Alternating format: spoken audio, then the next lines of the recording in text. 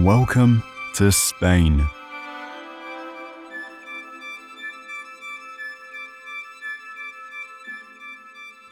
From the time of the Roman Empire to the golden age of exploration,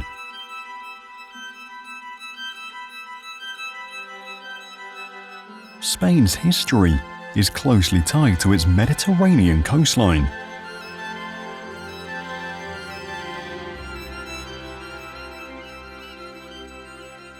The Romans built remarkable cities, roads, and aqueducts.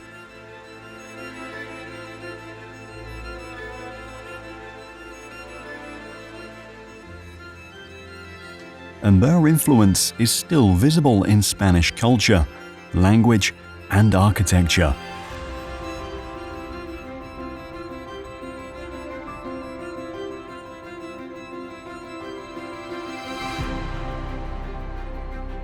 Join us as we explore Spain's best preserved places and uncover hidden villages that you won't find in any other video.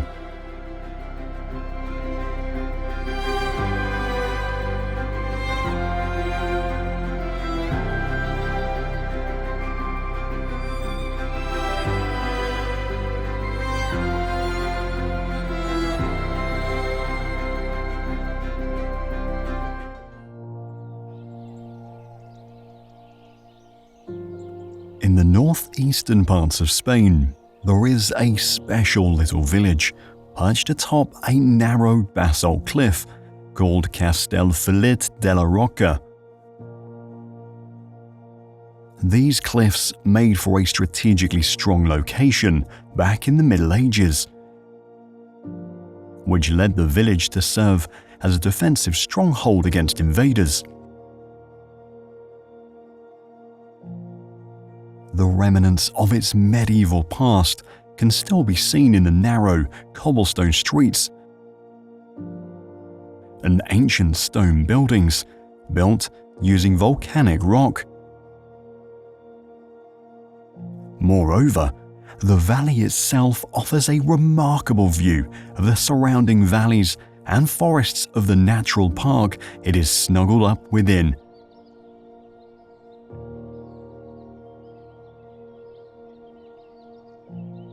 Making it a picturesque haven for nature enthusiasts and photographers alike.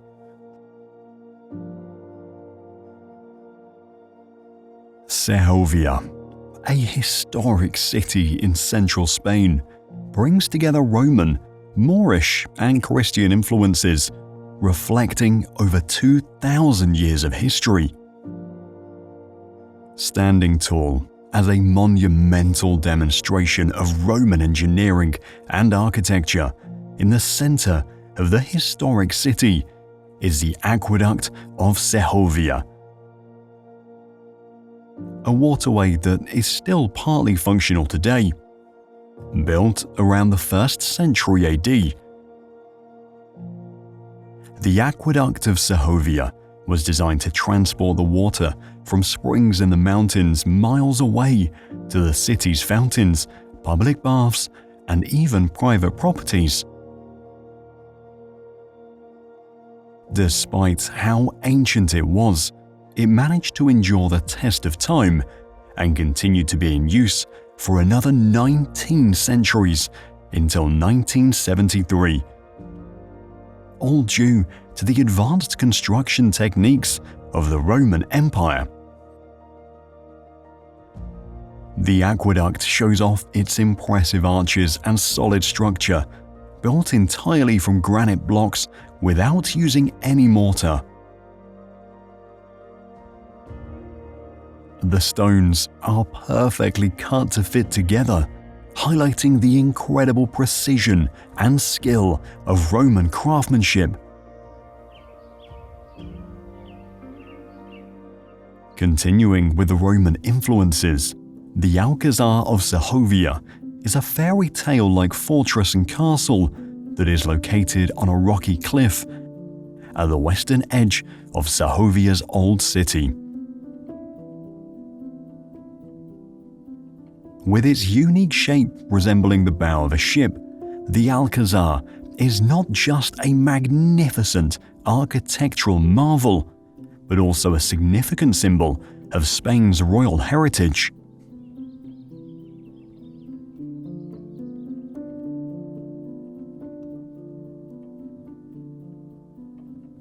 Like many Spanish fortifications, the Alcázar initially began as a Roman castrum, which was evident from its foundations.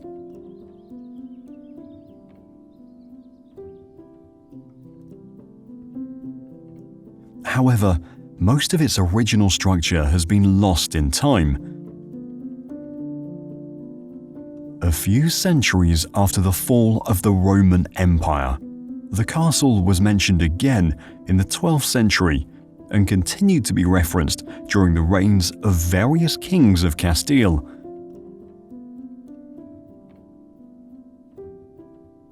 Today, Alcázar is best known for its unique mix of Gothic, Romanesque, and Mudéjar styles, as well as the Tower of John II, which provides stunning panoramic views of the landscape.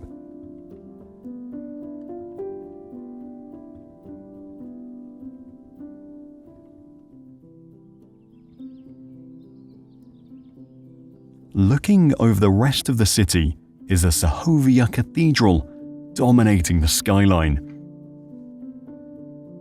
It was nicknamed La Dama, or the Lady of the Cathedrals, by the president of the First Spanish Republic, Emilio Castelar, as it is an outstanding example of Spain's Gothic architecture. Construction of the cathedral began in 1525 following the destruction of the earlier Romanesque church that stood on the site close to the Alcázar. Ultimately, its construction ended up spanning over several decades and was only completed in the late 18th century. By this time, the Gothic style was considered outdated, and that made it the last Gothic cathedral ever built in Spain.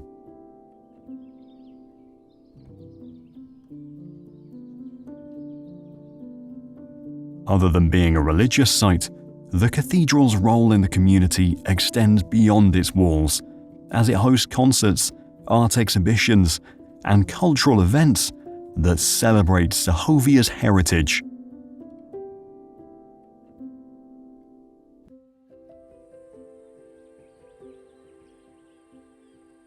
In the southeast of Navarra, there is an otherworldly semi-desert region called Bardenas Reales. While it lacks urban areas and vegetation, it is well characterized by its distinctive and unusual geological formations.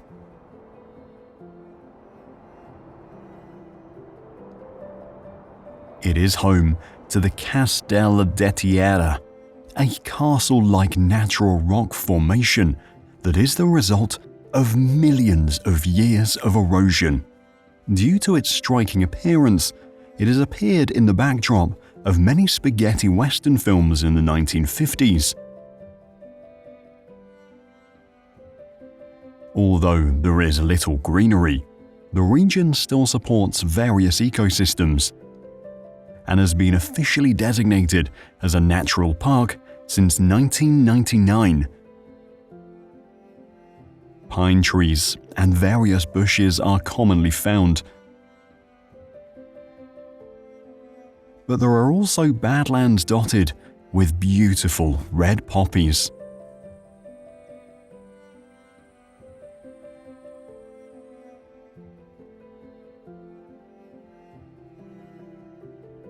Returning to Spain's Romanesque history, there is the Roman theatre of Merida, which was built back in 15 BCE. It is widely regarded as one of the 12 treasures of Spain. Featuring a semicircular orchestra, a grand stage, and intricate acoustics, The theatre could have seated up to 6,000 guests during its prime. Unfortunately, it was later abandoned in the era of late antiquity. The theatre was slowly consumed by the earth, with only the upper tiers of seats remaining visible. Today, the theatre has been given a new purpose, as it is where the International Festival of Classical Theatre of Merida is held. This festival draws thousands of people each year back to the theatre, giving it a chance to relive its glory days once again.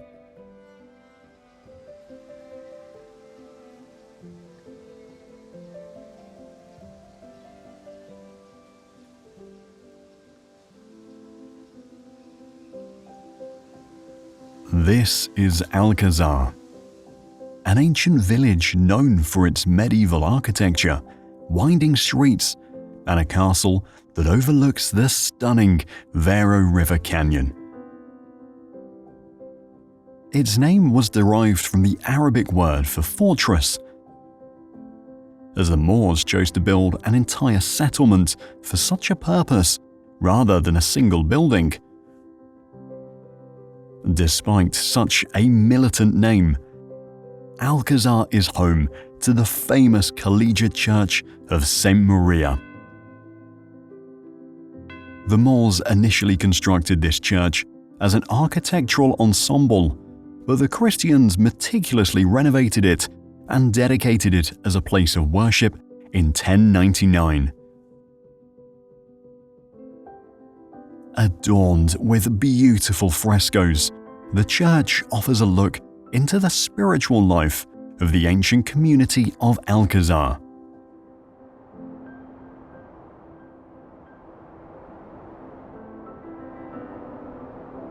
Another Moorish-turned-Christian landmark is the Castle of La Muela, a sturdy stone building situated atop a hill. Due to its conflicting origins, the castle has witnessed countless battles of custody between Moorish and Christian forces. Outside of its bloody history, it is more positively known for being surrounded by the iconic windmills of Consuegra.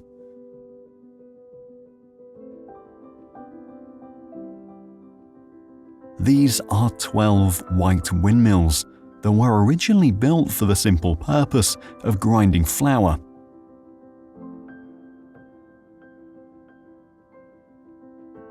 Indeed, they were essential to the agricultural economy of the region, and each one was given a specific name and purpose.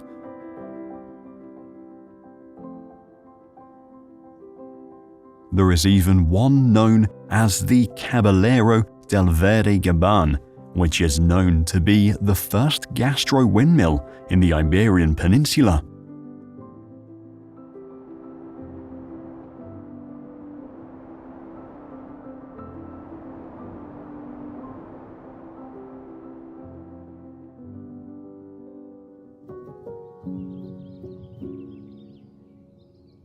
Welcome to Cudillero, a picturesque fishing village that is considered to be one of Spain's most beautiful villages. Cudillero has a distinctive layout, lined up with brightly colored houses.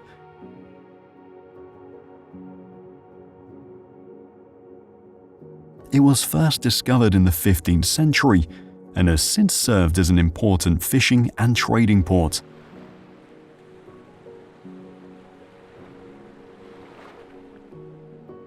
In truth, it had the largest fleet in Asturias and one of the most important in the Cantabrian Sea. Today, its economy mainly thrives off tourism, as people from all over come to visit for both the beautiful scenery and the delicious fresh seafood.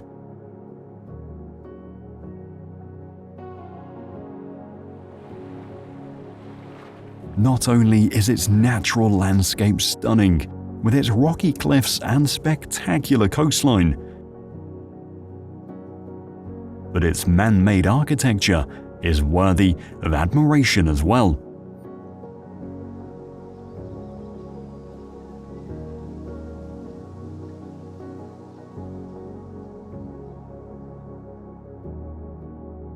On the northwestern coast of Galicia stands the Cape of Finisterre lighthouse,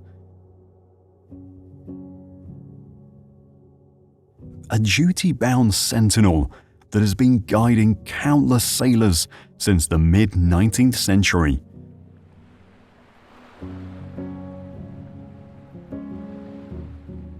Its name, Finisterre, comes from two Latin words, finis and terra, which translates to the end of the earth. This is because the Romans believed that the lighthouse stood where they thought was the edge of the known world.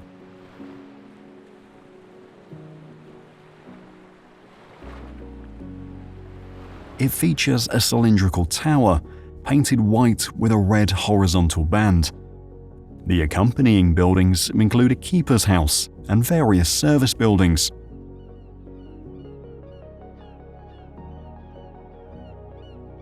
The lighthouse is also seen as the final stop of the Camino de Santiago, which is a journey many pilgrims go through for enlightenment and reflection.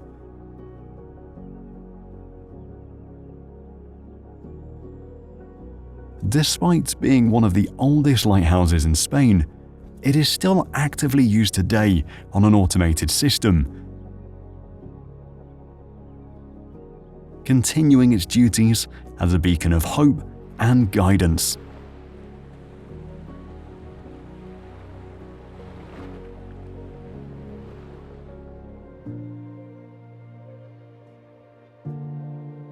Castillo de la Calahorra. Although it started out as a Moorish medieval castle in the late 15th century,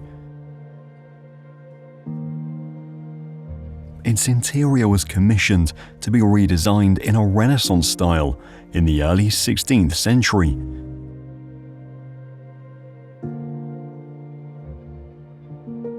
The castle was soon filled with Carrara marble, and its layout was rebuilt to be symmetrical, key elements in Renaissance architecture. Hence, it was among one of the first Renaissance castles to be built outside of Italy.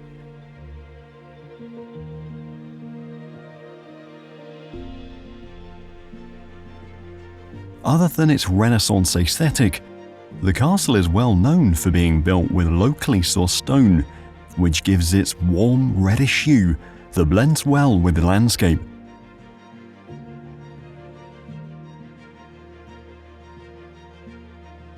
Interestingly, it was most recently featured in the fantasy television series House of the Dragon as Pentos Castle.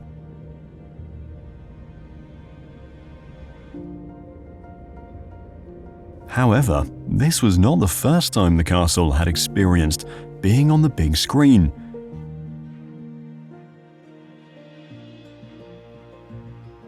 In truth, it has quite an impressive filmography, as it appeared in a handful of movies during the 1950s and 1960s.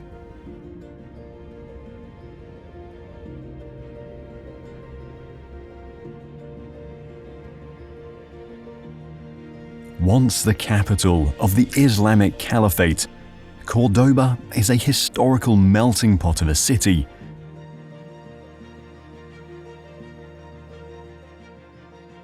In it resides a handful of architectural marvels, which are unique amalgamations of ancient communities like the Romans, the Moors, the Christians, and more.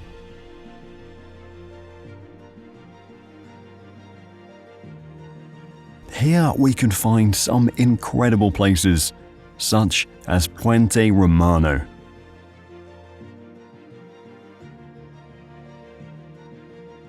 Constructed in the 1st century BC, the Roman bridge of Cordoba facilitated trade and transport as it acted as a connection between the city of Cordoba and the rest of the Roman Empire.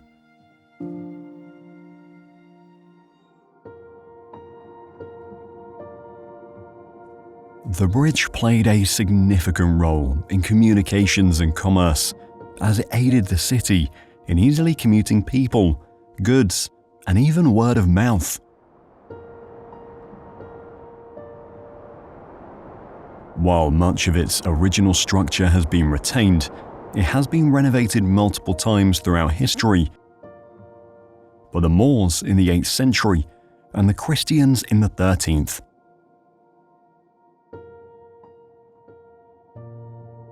Hence, it's one of the prime examples reflecting Cordoba's image as a historic melting pot.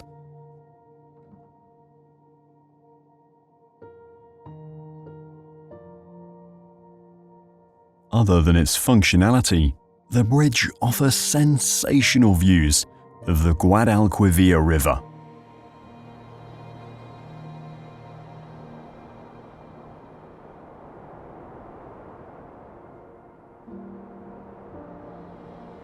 Its great aesthetics also led to it being featured in Season 5 of Game of Thrones.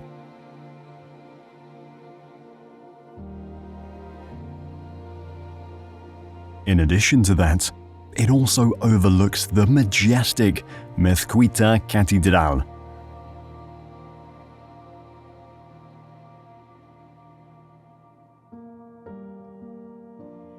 The Mezquita Catedral de Cordoba is another great example of a building with a unique architectural fusion in the historic city.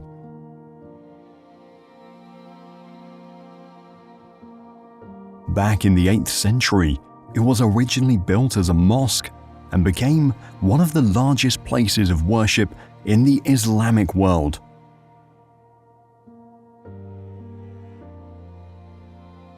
Then, it was transformed into a cathedral in the 13th century, creating an interesting blend of Islamic and Christian aesthetics.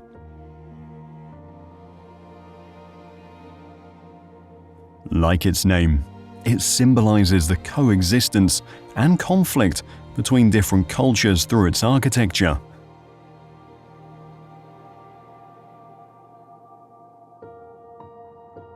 Not only is it notable for its myriad of exquisite arches and columns, a key trait of Moorish architecture, but it is also recognized for its Renaissance-style chapel, reflecting the Christian influence.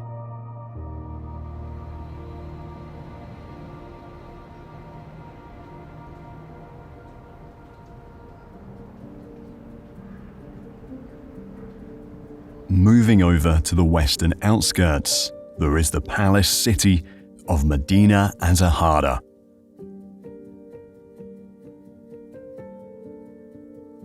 With its name literally translating to the Radiant City,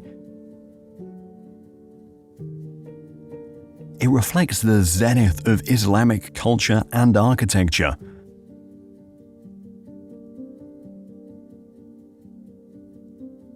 The founder, Abd ar-Rahman III, designed it to be a grand royal palace complex, adorned with exquisite marble and intricate stucco work.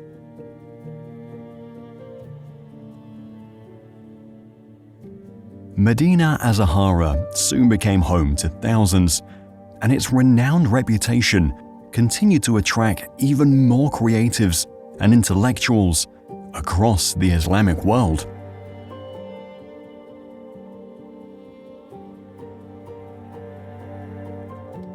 Today, archaeologists continue to unearth the remnants of this historical site and to preserve its legacy.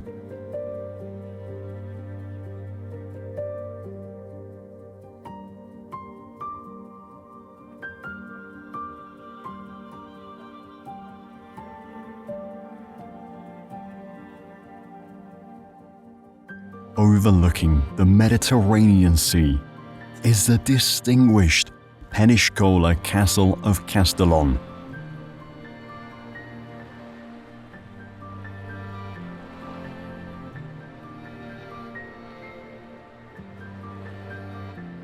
Originally built in the 13th century by the Knights Templar as a fort, it was later expanded by Antipope Benedict XIII in the 15th century to become more suitable as a pope's residence.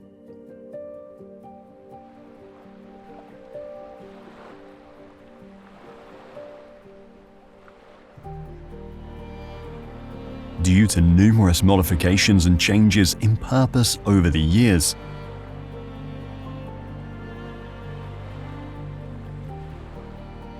the castle features a mix of Gothic and Renaissance architectural styles.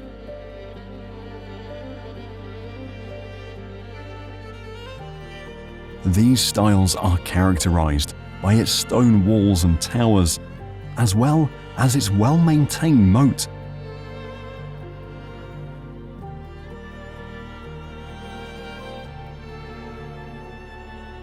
The castle includes a chapel dedicated to the Virgin of Ermitana, a patron saint of Peñíscola, adding a spiritual element to its historical narrative.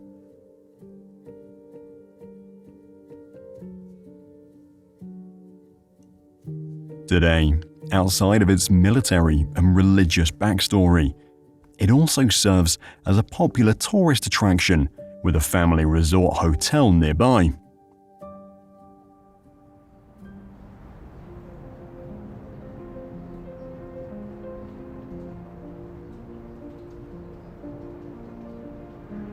At the foot of the Sierra Nevada mountains is the city of Granada.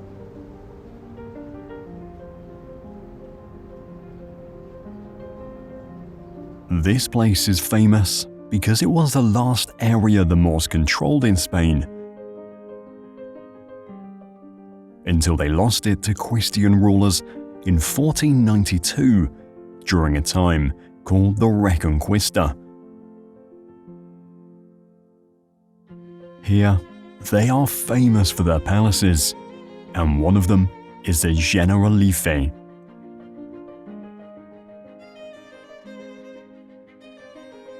The Generalife, a spectacular example of Islamic architecture, was a summer palace for Moorish rulers and nobles.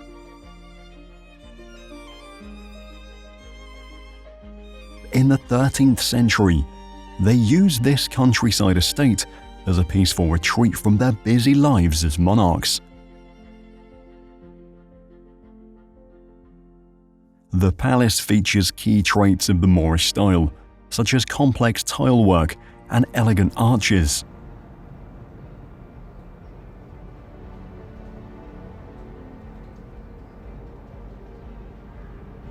Adding to its purpose as a serene getaway, the palace also has many gardens, pools, and fountains to keep up with the ideal image of paradise in Islam.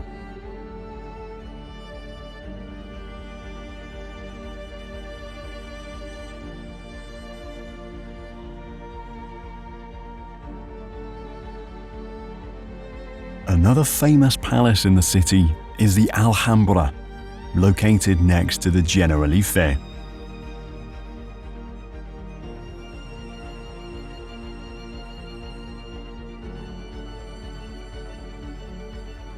Unlike the summer retreat, it served a different purpose.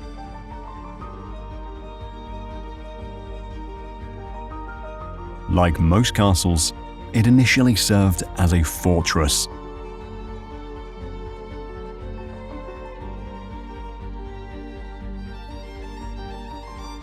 This is still retained as a section of the palace called the Alcazaba, where it offers panoramic views of the city.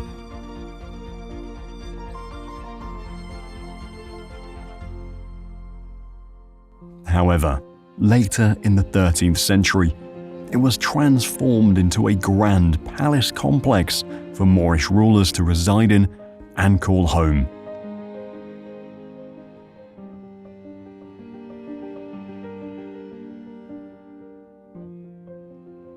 While the Generalife was dedicated to relaxation and tranquility, the main area of the Alhambra was where the Moorish did all their business related to running the kingdom.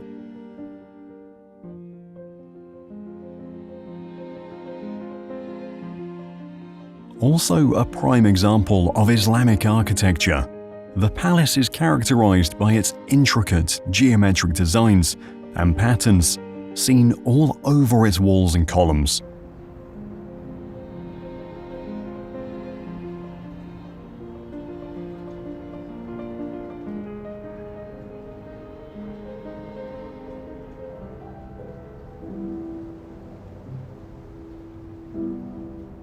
Other than its impressive palaces, there is also a distinctive cathedral located in the heart of the city, simply known as the Granada Cathedral.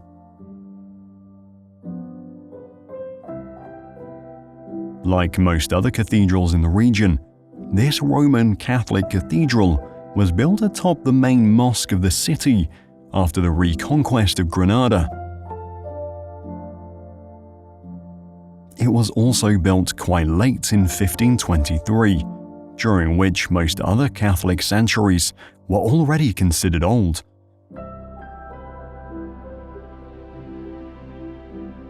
Due to this strange time period, it ended up being a combination of Gothic and Renaissance styles.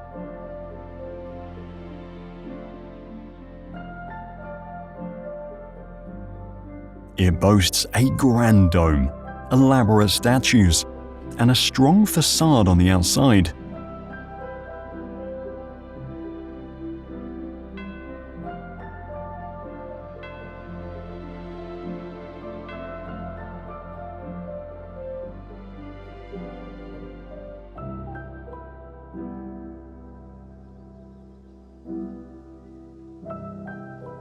Situated near the beaches of Costa Blanca is the ancient village of Guadalest.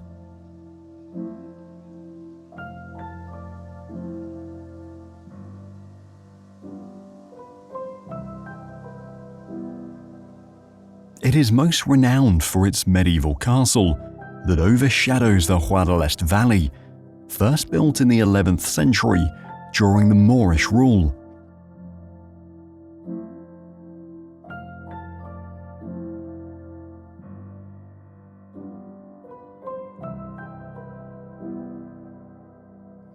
Unfortunately, the castle has been a victim of earthquakes and mine explosions in the following centuries, leaving it in its current state as ruins.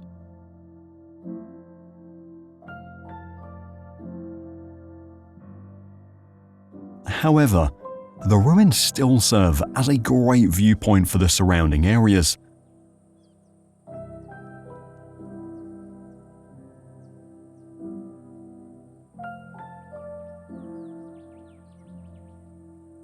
Most notably, it looks out toward the Alquézar fortress, located on the far end of the ridge, which is both a fortress and bell tower, also built by the Moors.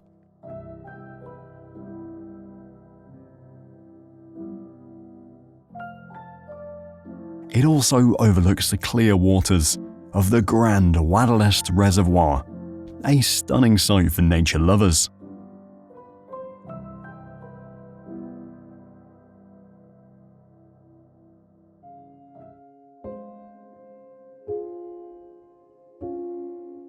The Bardenas Reales rock formations are a dramatic sight to behold.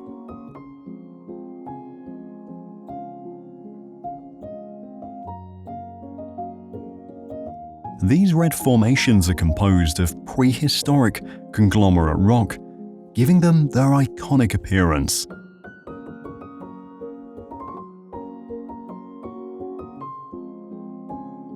Due to the near-perfect vertical sides, they offer a thrilling challenge to many adventurous climbers.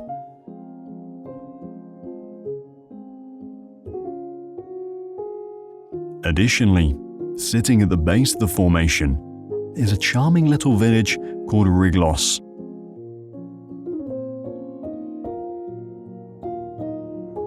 At its entrance stands the 9 centuries-old Romanesque chapel of San Martin. Rock climbing is considered part of traditional life in Riglos, making it fitting that their most popular attraction appeals mainly to fellow climbers.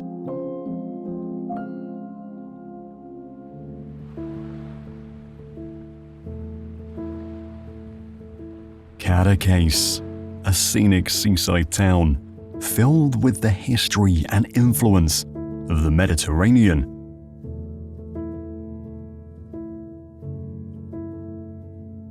Like most coastline settlements, Cadaqués has humble beginnings as a small fishing village.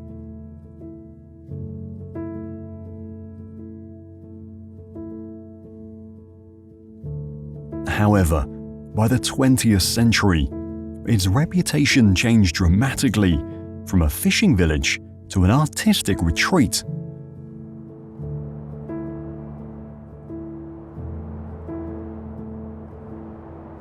Surrounded by the stunning landscapes of the Cap de Creus Natural Park,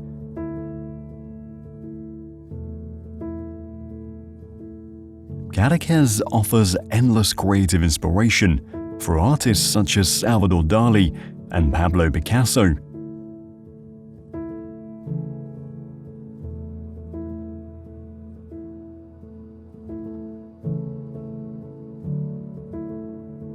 Other than its artistic legacy, Cadaqués also has a standout landmark that is captured in almost every image of the town. Among the town's narrow streets, which are lined with whitewashed houses and colourful flowers, there is the Church of St. Mary.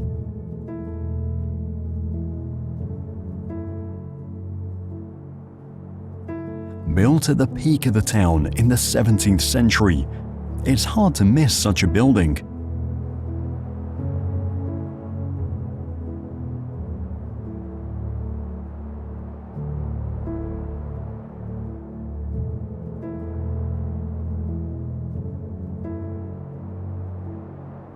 Perched atop a steep slope in the Prades Mountains, there is the scenic Siurana village.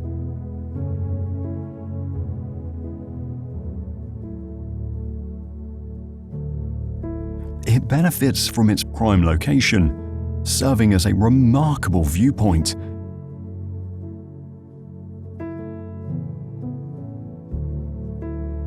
As it overlooks places such as the crystal clear Siurana River and Siurana Reservoir.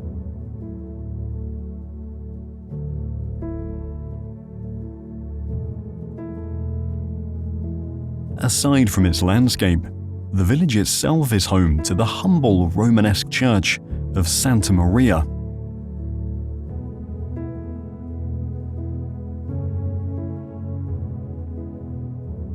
It also contains the ruins of a Moorish castle. This is tied to the fact that Siurana was actually the last Muslim settlement to be invaded and conquered by the Christians back in 1153.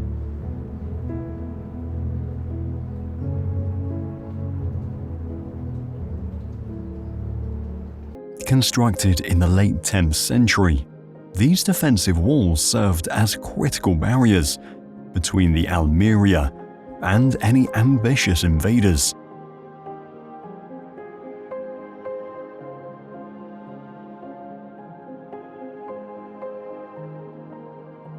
It is composed of local stone and bricks, though it is built with a mixture of medieval and Islamic techniques.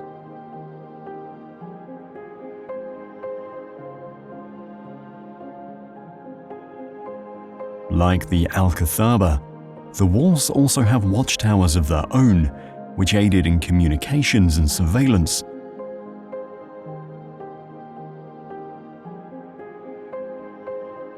They also stretch very far across the land, displaying the architectural prowess of the designers and builders in the past.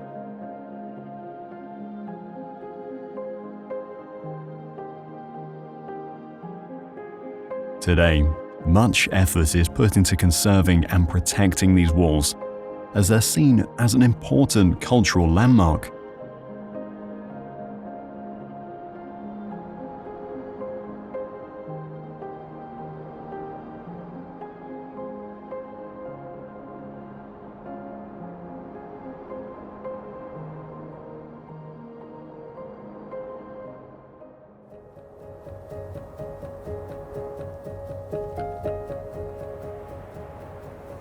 Dedicated to the patron saint of Asturias, there is a magnificent church named the Basilica of Our Lady of Covadonga.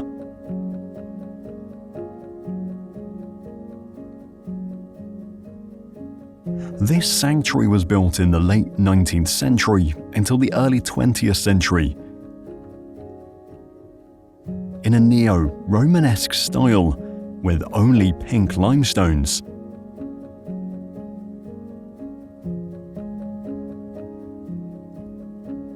In the front, it boasts a pair of twin towers and a stone facade, key characteristics of the Romanesque revival.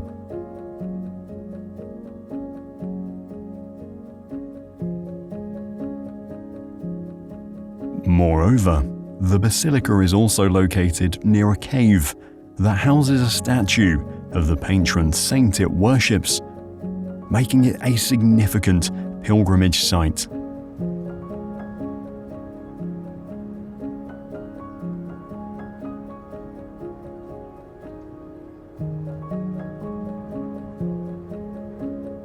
The historic city of Ribadesella.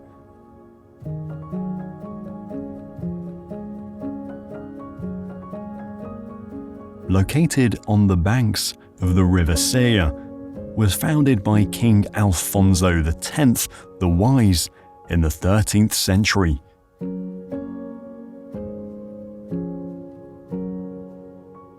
It has an interesting blend of prehistoric and modernist architecture, all while also being a beachside town.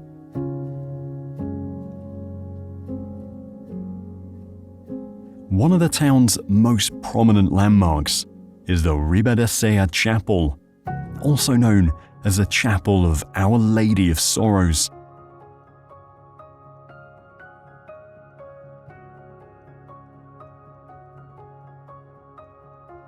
Built sometime in the late 18th century, the chapel was constructed to honor the Virgin of Sorrows.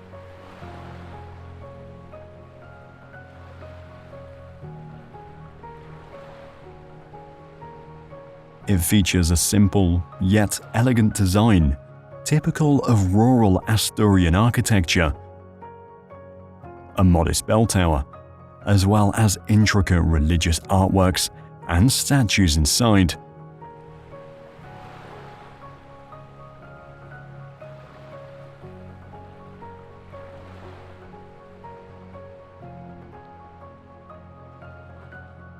Santa Maria de Montserrat Abbey is a Benedictine monastery that serves as both a great sanctuary for worship and a symbol of Catalonia's cultural past.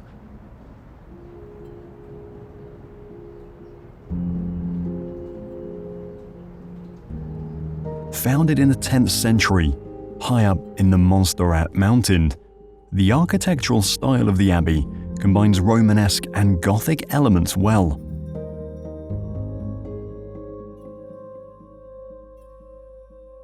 The Grand Basilica features exquisite stained glass windows, detailed sculptures, and a peaceful altar inviting prayer and self-reflection.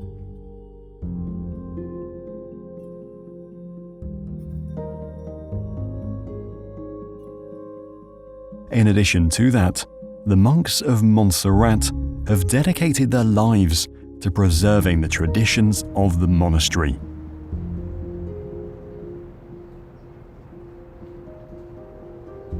An example is the preservation of Escolania, one of the oldest boys' choirs in Europe.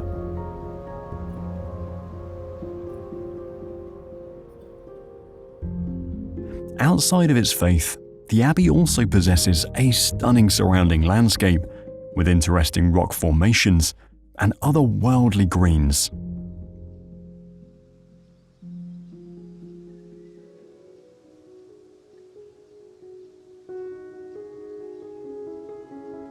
Aense Sobraba, or simply Aense,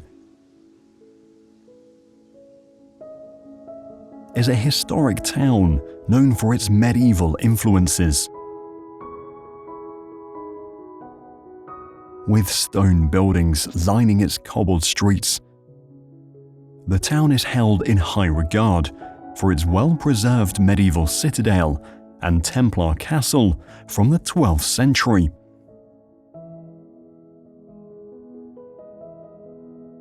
Therefore, this town is mostly sought after by history lovers and fans of the medieval aesthetic.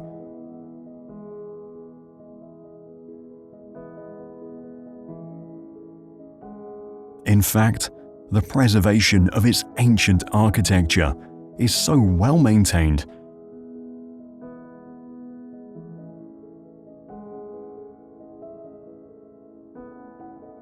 that the town has rightfully earned a spot on Spain's list of most beautiful villages.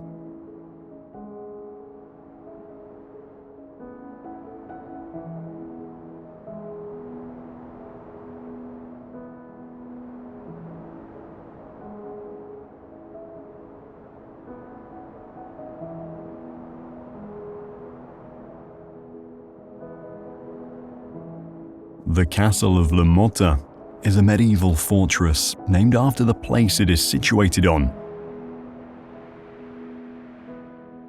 which is Mota, an elevated hill in Spanish.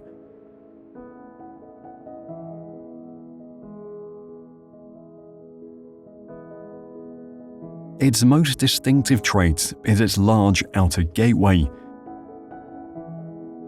and its architectural style is evidently a blend of Islamic and Christian influences.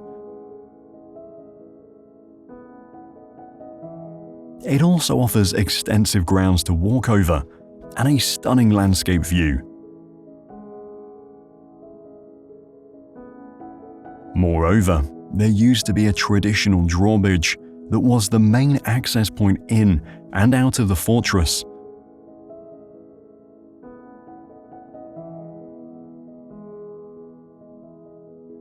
However, it is effectively gone because of both human actions and natural events throughout history.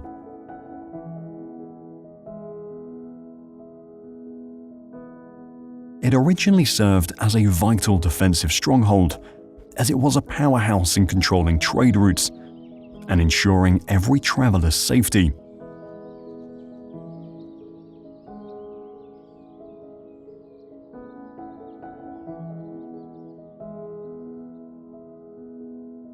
Hidden high up in the Segovia mountains is a charming medieval village called Pedraza.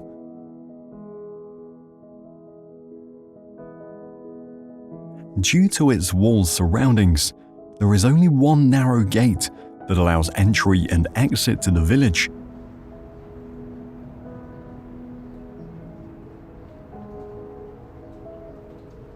Even though fewer than 500 people live here, this village is still strongly connected to its traditions and committed to its community.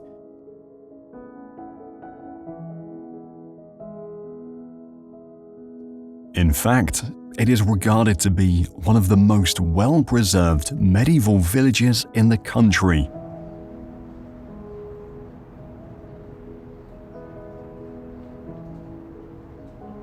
Its main attraction is Plaza Mayor, the village square where it is lined with ancient noble houses, a church, a city hall, and restaurants.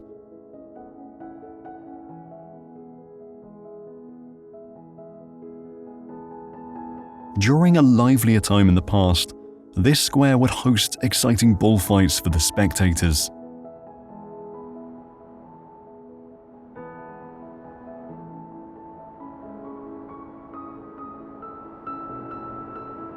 Cap de Creus Peninsula is a rocky peninsula and natural park, forming the easternmost point of the Iberian Peninsula.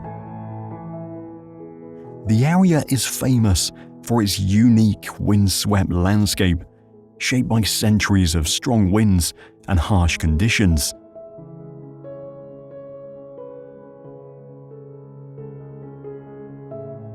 Giving rise to strange, almost otherworldly rock formations. The peninsula's Mediterranean vegetation includes hardy plants like olive trees, rosemary, and wild herbs, which thrive in the dry, sun-drenched climate. But the true treasure lies beneath the waves. The waters around Cap de Creus are teeming with marine life, making it a top destination for divers and snorkelers.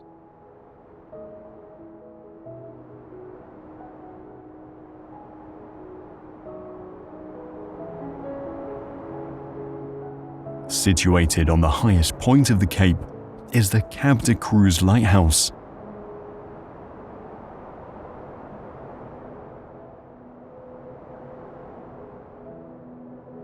It was originally constructed in 1853 as part of a network to improve navigation in the turbulent waters of the Mediterranean Sea.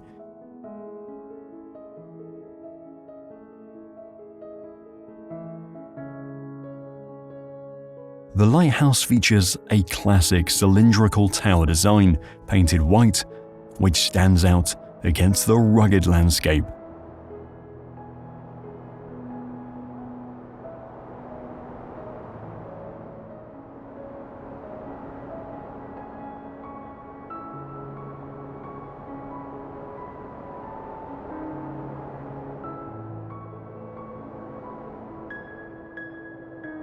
Olvera is a picturesque town that captures the essence of southern Spain.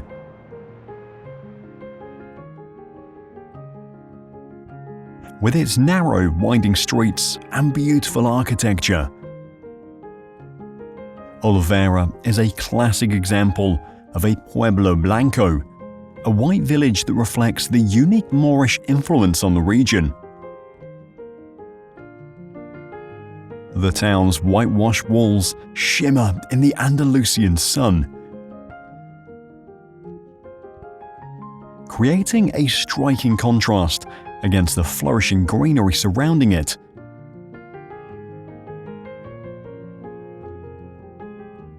Olvera has a deep history dating back to Roman times, but its most significant development came during the Moorish period. The Olvera Castle, built in the 12th century, once played a crucial strategic role during the Reconquista of Spain.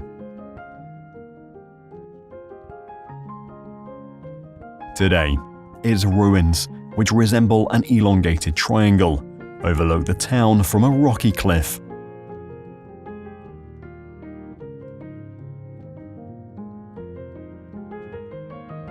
Additionally, there is also Olvera Church, which was constructed in the late 18th century.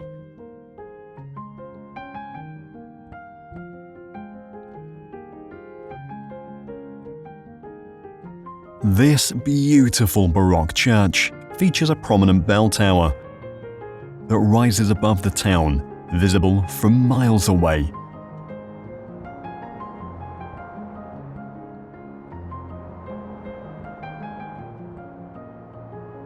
In the sparkling Mediterranean Sea, the Balearic Islands are a stunning archipelago that has captivated travelers for centuries.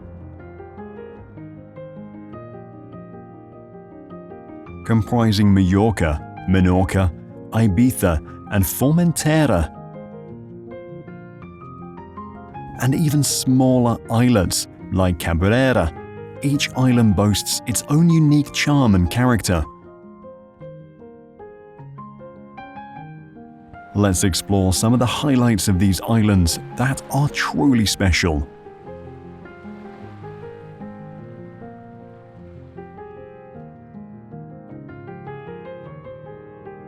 Just off the southwestern coast of Ibiza, there is the iconic limestone rock island called Es Vedrà, and its smaller neighbour, Es Vedranell.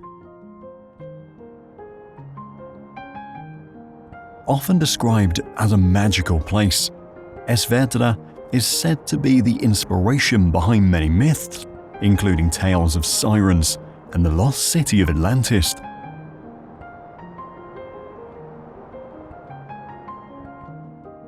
Today, it is still uninhabited, which only adds to its mysterious allure.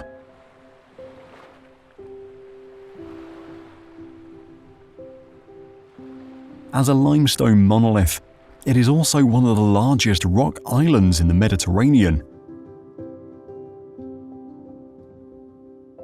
Just a stone's throw away lies Es Vedranell, a smaller yet equally enchanting islet.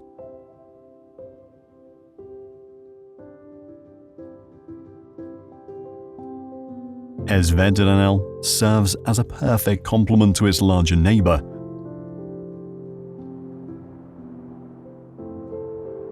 And together they form an iconic duo that enhances the stunning landscape of the area.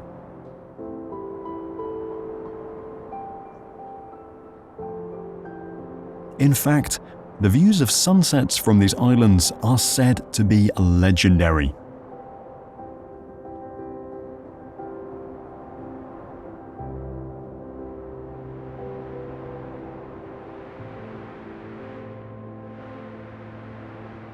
Overlooking Ibiza town, on a small mountain next to the sea, is the fortified settlement of Daltvila.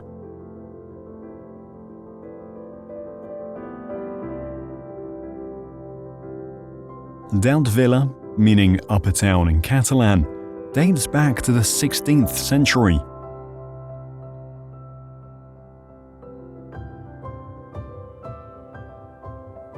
Its formidable walls, built from local stone,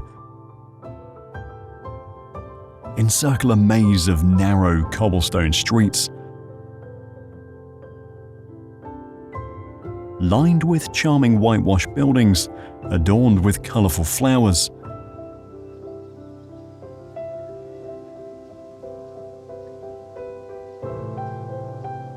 With over 2,000 years of history, Daltvila is among the oldest towns in Europe.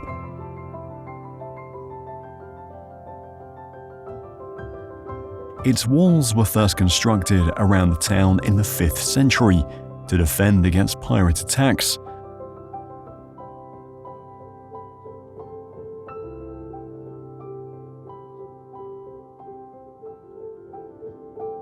They underwent several modifications and were reinforced in the 16th century under King Philip II.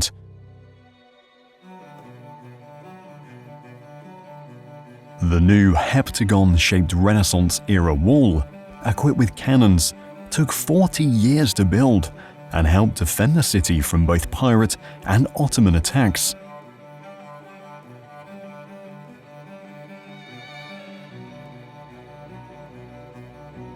Finally, they were restored in the 20th century once more and serve as a special landmark of the town.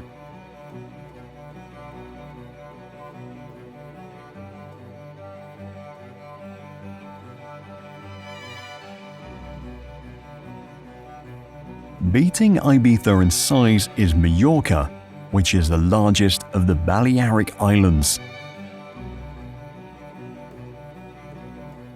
One of its most iconic landmarks is the Cathedral de Santa Maria de Palma, commonly known as La Salle.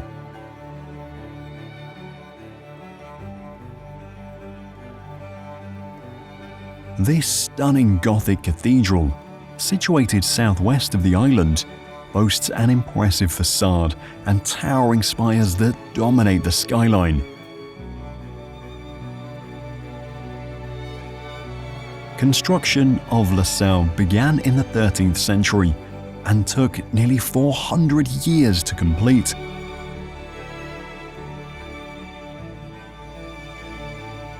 At night, the cathedral is beautifully illuminated against the dark sky.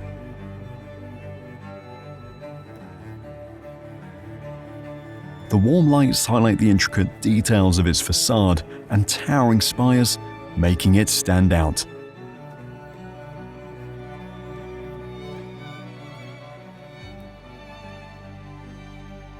Tucked away on the western coast of Mallorca, Banyalbufar is a scenic village that embodies the charm of traditional Mediterranean life.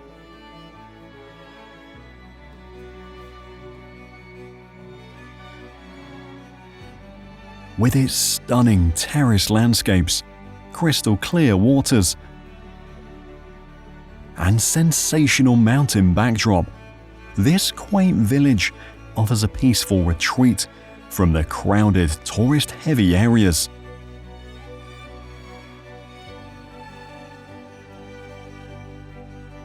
Strolling through Banyalbufar's narrow streets, visitors can admire the Mallorcan architecture, characterized by stone houses.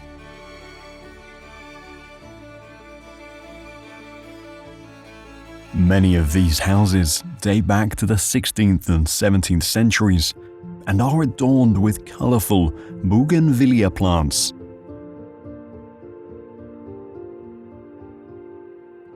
It is famous for its unique terraced fields, which have been cultivated for centuries.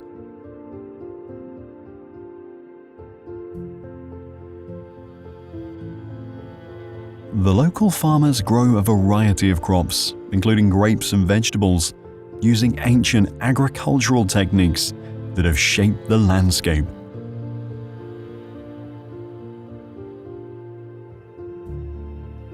It is additionally well known for the cultivation of the highly prized Malvasia or Malvasia grape variety for wine production, which modern vintners in Banyalbufar are now successfully re-establishing.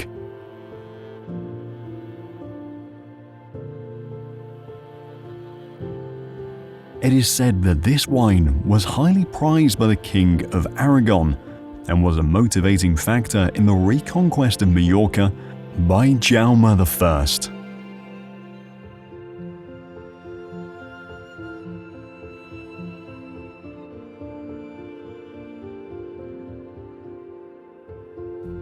Fornalutx is a mountainous village that is well known for numerous hiking trails, accompanied by beautiful landscapes.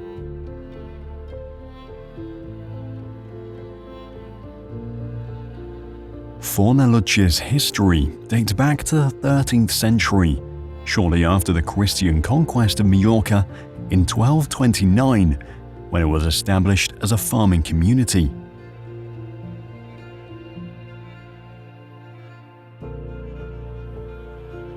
The village played a role in the local economy, benefiting from its fertile lands and strategic location near the busy town of Sóller.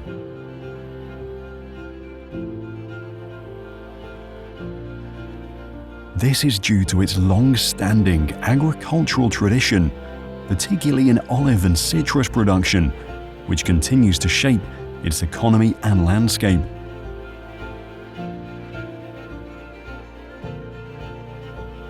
This is fortunately thanks to the abundance of fertile land surrounding Fornalutx.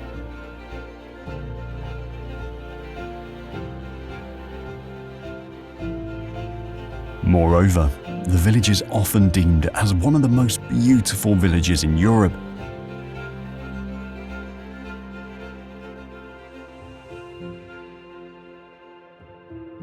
Its layout is characterized by winding paths and steep hills, inviting visitors to explore its hidden corners and enjoy the serene atmosphere.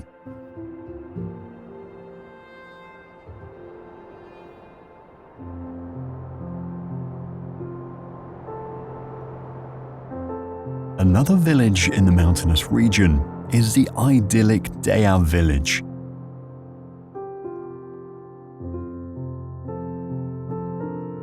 It has long served as a sanctuary for artists, writers, and travelers seeking beauty and tranquility.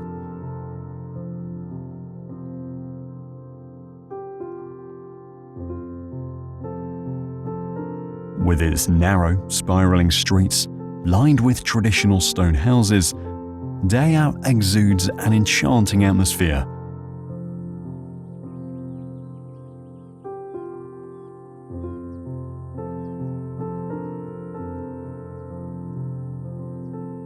The village is characterized by its beautiful bougainvillea and dense greenery.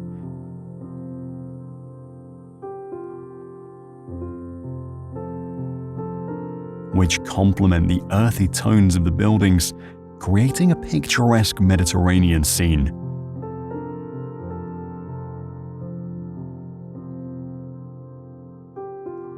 Dea has been a magnet for creative souls since the early 20th century.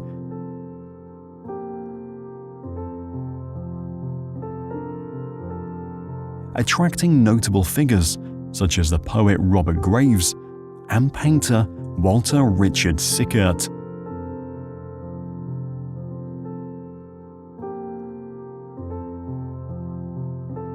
However, the village started out with humble roots. Its history dates back to Roman times, with evidence of settlements in the area as early as the 1st century AD.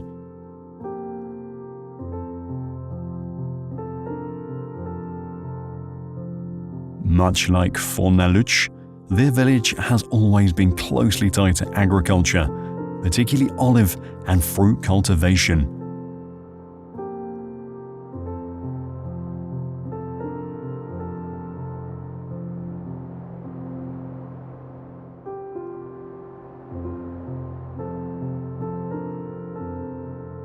The Capdepera Lighthouse, known as Faro de Capdepera,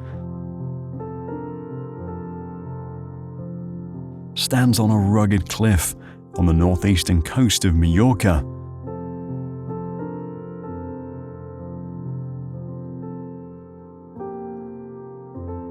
Built in the late 19th century, the lighthouse was designed to guide ships safely through the often treacherous waters of the area.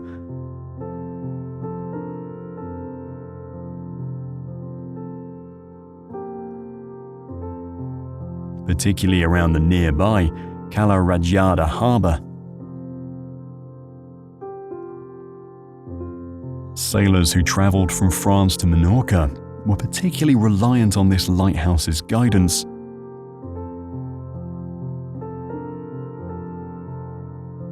Its whitewashed tower, marked by a distinctive black band, contrasts beautifully with the deep blue of the sea and the abundance of greenery in the surrounding hills.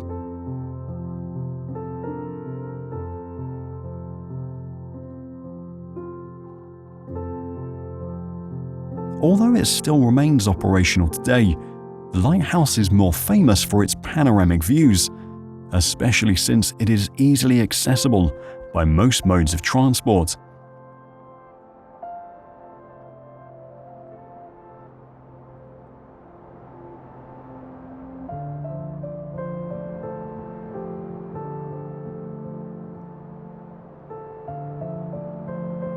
Rising majestically on the Galician coast of Spain, the Tower of Hercules is a remarkable sentinel of a building.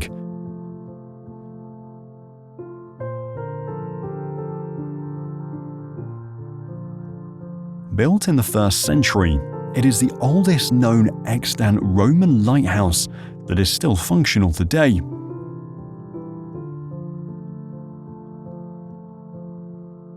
Originally built by the Romans, the tower was constructed to guide sailors safely through the dangerous waters of the Atlantic.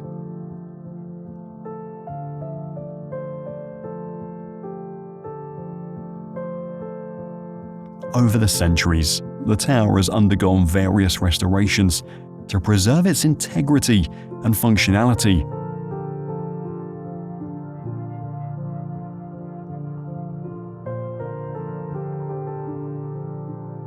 However, its foundational design has stood the test of time, showcasing the ingenuity of Roman architecture with its robust stone structure.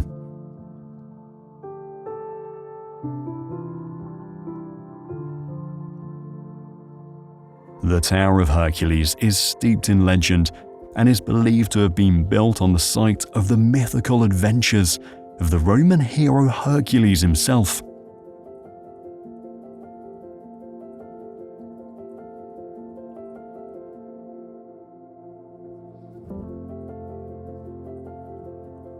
Local folklore tells tales of battles fought and treasures lost, adding an air of mystery to this ancient structure.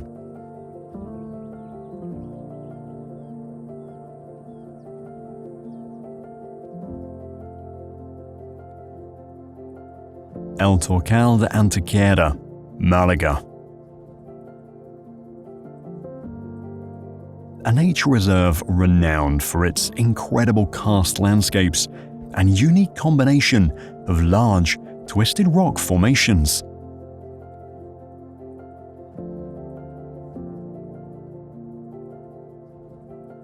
It is characterized by towering rock towers, deep ravines, and intricate pathways.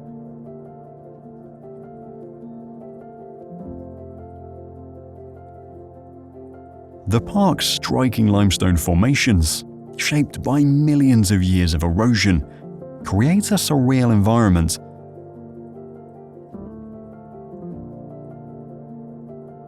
Some of its most popular and bizarre rocks are named the Sleeping Lion and the Door.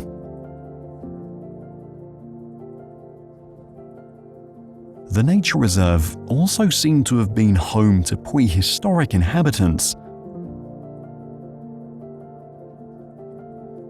Archaeological evidence indicates human presence in the area, dating back to the Neolithic period, with tools and artifacts found that suggest early human inhabitation.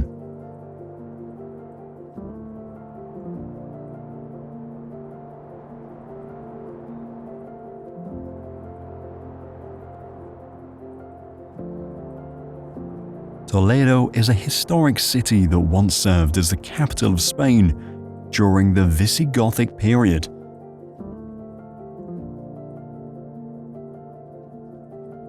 Known as the City of Three Cultures, Toledo is famous for its harmonious coexistence of Christian, Muslim, and Jewish influences, which is reflected in its stunning monuments and narrow winding streets.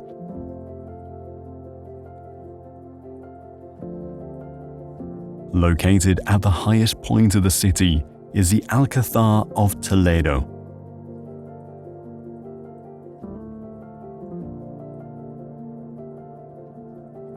Originally built as a Roman palace, this imposing fortress has served various purposes over the centuries, from royal residence to military stronghold.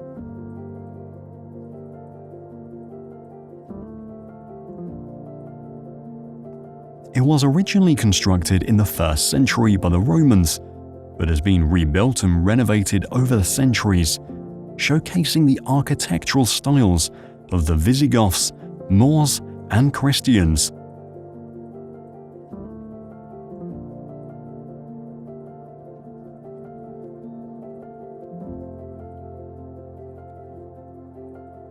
Its key features are its formidable stone wall and distinctive trapezoidal shape.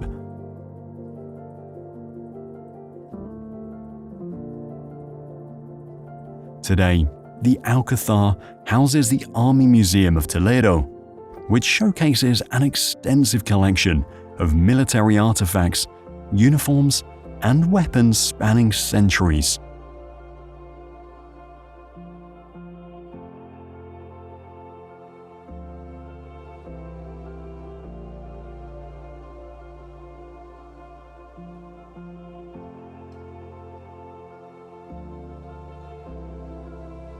Dedicated to the Virgin Mary in her ascension to the heavens, the Toledo Cathedral is a Roman Catholic church often deemed as a masterpiece of Gothic architecture.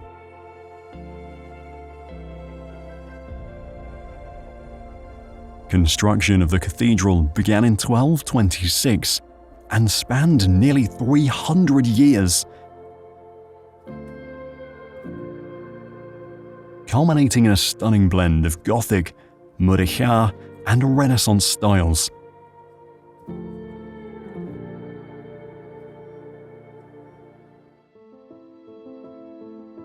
Its intricate facade, adorned with detailed sculptures, tells the story of both faith and artistry.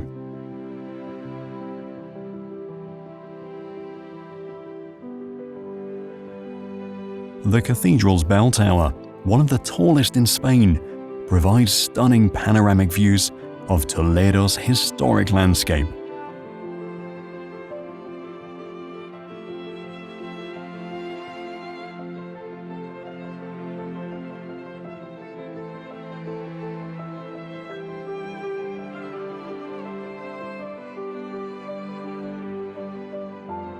The monastery of San Juan de los Reyes is a uniquely Isabelline Gothic-style Franciscan monastery.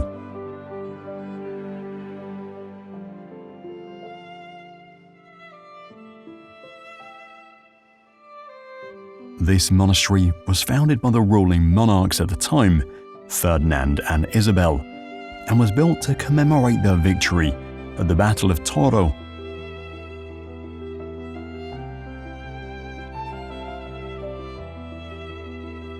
The facade is adorned with elaborate decorations, including stunning reliefs and Gothic elements that reflect the grandeur of the period.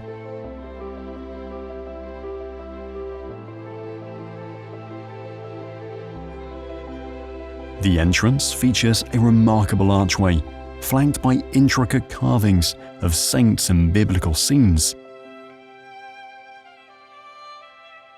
Other than serving as a Franciscan convent, it included a burial site for nobles and a place of refuge during times of turmoil.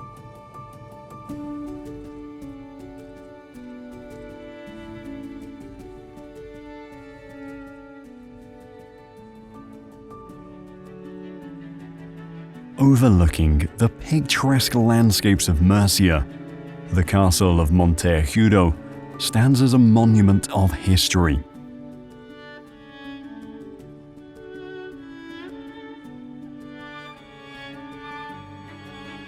Originally built in the 12th century during the Muslims' rule, this fortress played a crucial role in the region's defense and governance.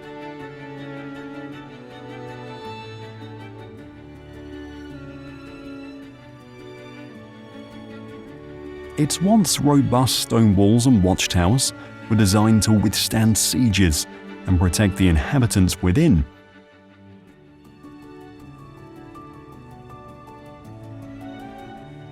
Although today, much of this castle lies in ruins, it still exudes a sense of grandeur. Its most prominent feature is the Christ of Monteagudo statue that stands atop the hill.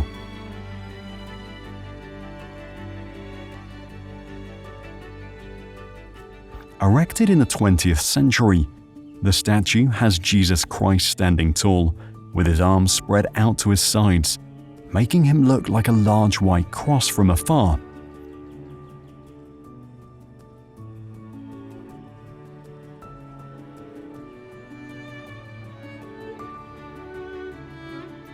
From its elevated position, the castle offers impressive, panoramic views of the surrounding countryside.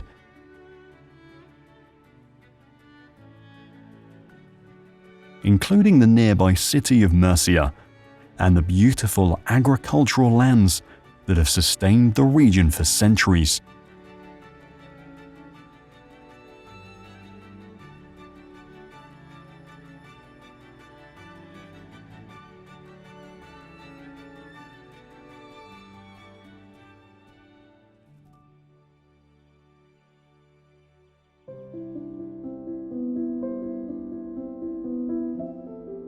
once a small rural community, the town of Riaño,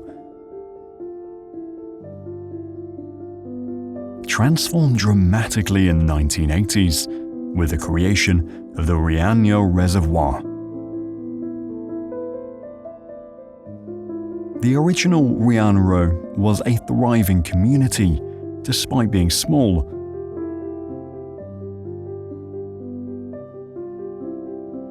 But the construction of the dam led to the relocation of its residents and the flooding of homes and landmarks.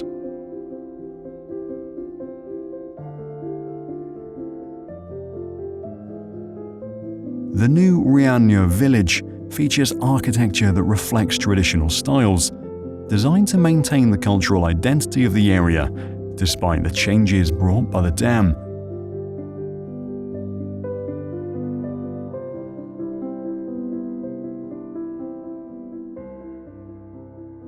After the submersion of the old Riaño and other nearby villages, the Paseo del Recuerdo, or the Memory Trail in English, was created.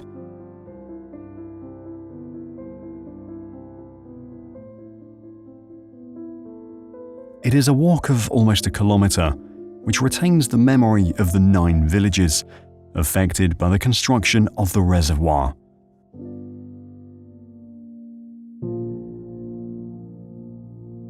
In order to spread awareness about its history, an information panel appears every 100 meters or so to describe the features and customs of each of the villages.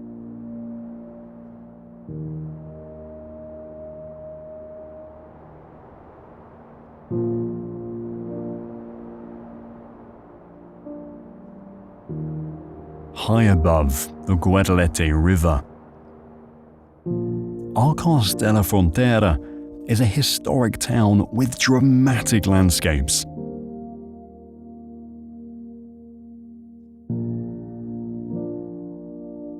With its labyrinthine streets and beautifully preserved architecture, Arcos de la Frontera reflects a blend of Islamic, Gothic, and Renaissance influences.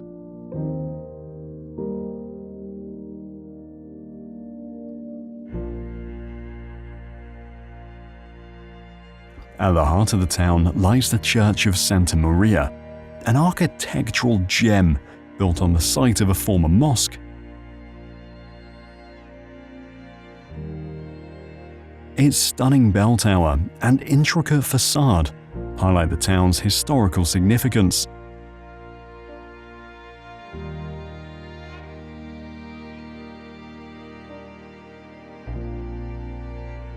The stunning landscape surrounding Arcos de la Frontera, with its rolling hills, olive groves, and leafy vineyards, provides ample opportunities for outdoor activities.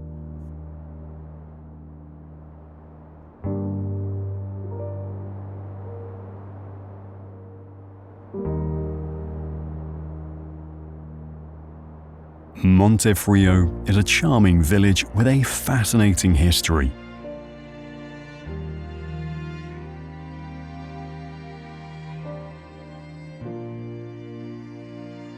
Its most iconic landmark is the Church of La Villa, a remarkable example of Renaissance architecture. Built on the site of a former mosque, its striking facade and intricate interior reflect the cultural heritage of the region.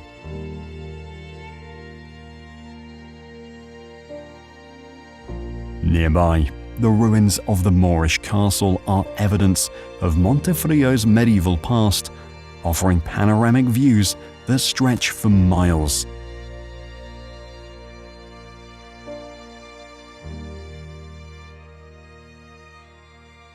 Another place of worship worthy of note is the Church of Encarnacion, a Pantheon-style sanctuary with a round roof. Constructed back in the 16th century, it is still adorned with decorative elements that reflect the artistic styles of the time.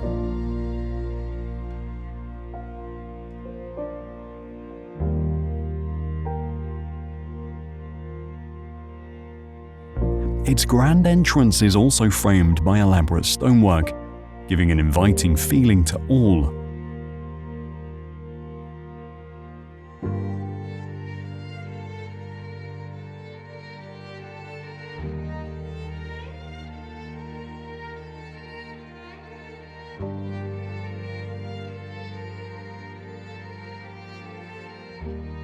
Known for its flamenco rhythms and Moorish culture, Sevilla is a remarkable city, being the largest of its region. With its lively atmosphere and warm climate, it is home to some of the most iconic landmarks in the country, such as the Sevilla Cathedral.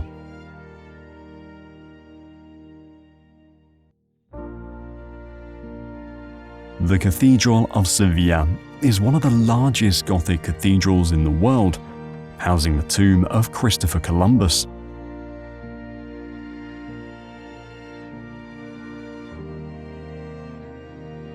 Construction began in 1401, built on the site of a former mosque following the Reconquista.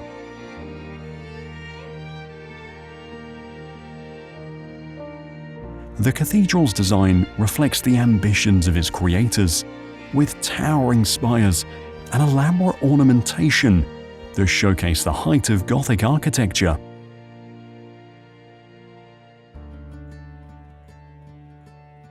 Among the cathedral's most famous treasures is the tomb of Christopher Columbus.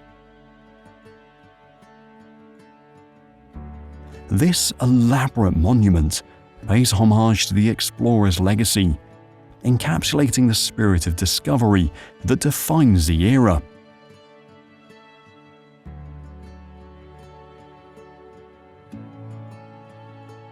The Giralda, originally a minaret of the mosque, now serves as a cathedral's bell tower.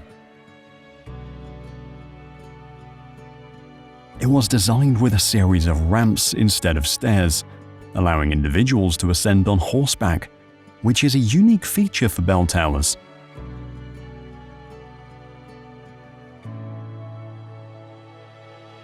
Visitors can ascend its gentle ramps, offering gorgeous views of Sevilla's skyline and the surrounding landscape.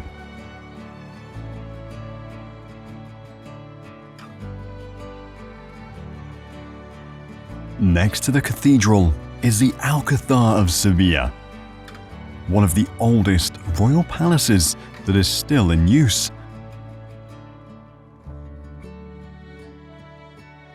It is well known for its beautiful gardens and showcases stunning Mudéjar architecture, reflecting the city's deep Islamic history.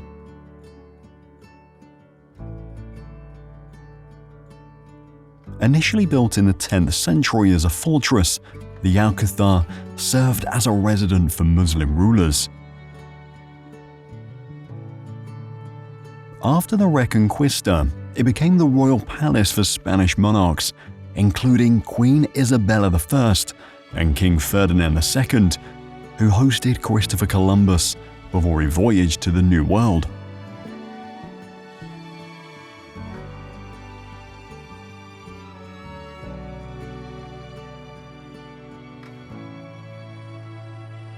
Plaza de España is a magnificent, semicircular plaza located in Sevilla, Spain, renowned for its stunning architecture and lively atmosphere.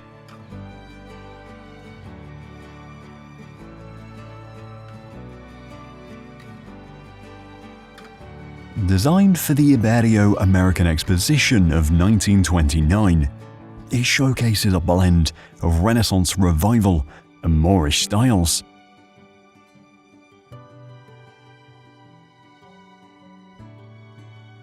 The plaza is famed by a grand building, featuring impressive brickwork, colourful tiles, and decorative arches.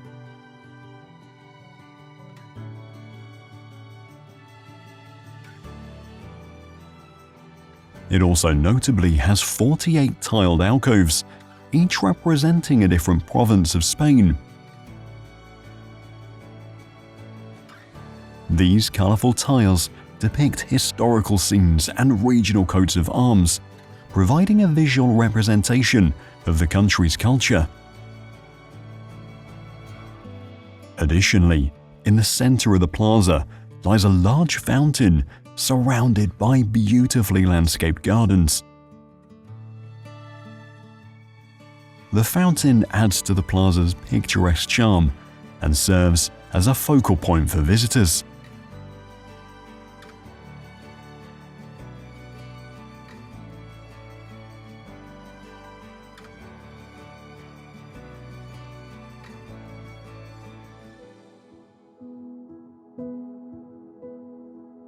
Torre del Oro, or Tower of Gold in English, is a historic watchtower located along the Guadalquivir River in the city.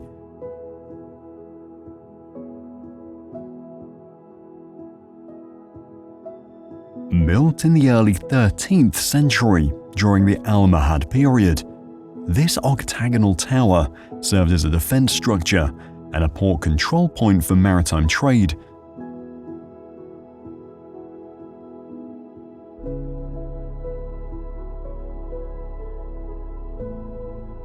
Its name is believed to derive from the golden sheen of its original plaster, or from the gold that passed through the nearby port.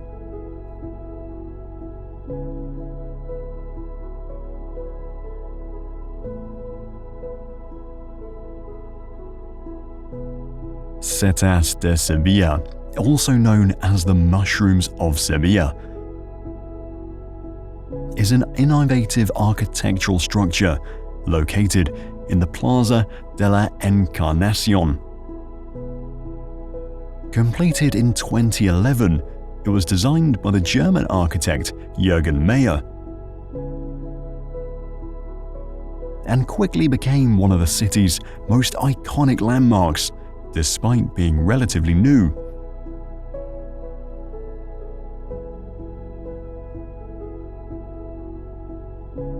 The setas serve various purposes, including a marketplace, exhibition space, and viewing platform.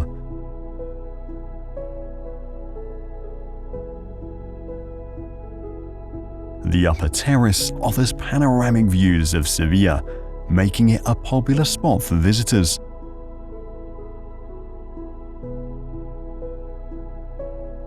Beneath it, there is an archaeological museum that showcases the Roman ruins discovered during the construction.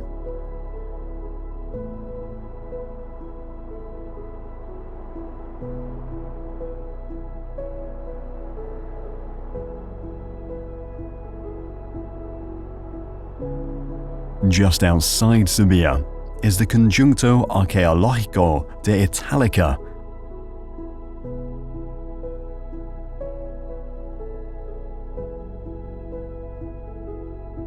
a fascinating ancient Roman archaeological site.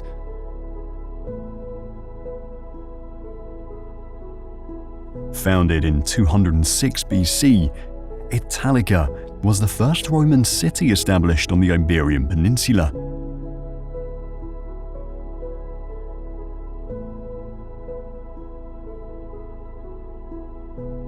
It proceeded to serve as an important political and cultural center during the Roman Empire.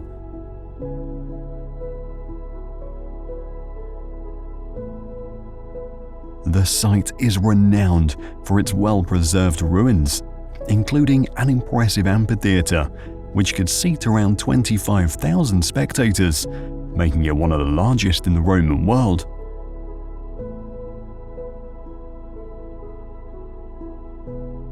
Other significant structures include temples, baths, and residential areas.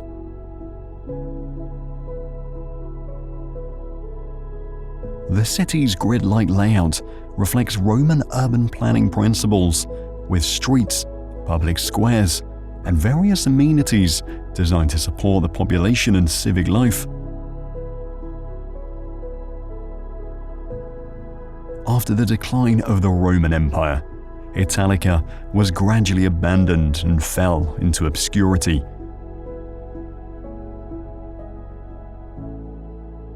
It wasn't until the 18th century that serious archaeological efforts began to uncover its ruins, revealing the city's grandeur.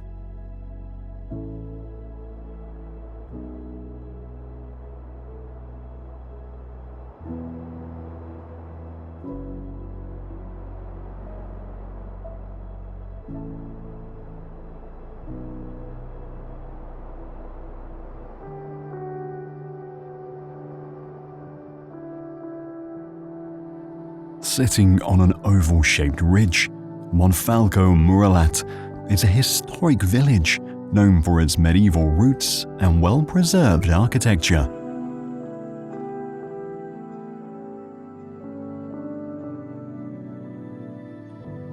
The buildings, many of which date back to the 12th century, reflect the traditional style of the region, creating an enchanting atmosphere.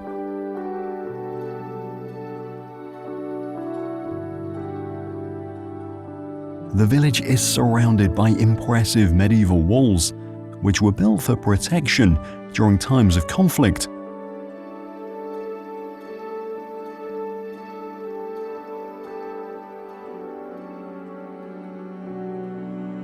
These walls feature several watchtowers, offering stunning views of the surrounding landscape and the nearby Montsec mountain range.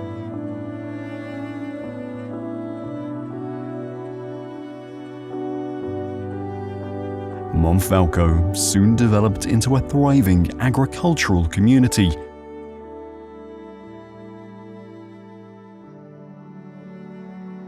With its residents relying on farming and livestock to support the local economy and sustain the village through various historical challenges.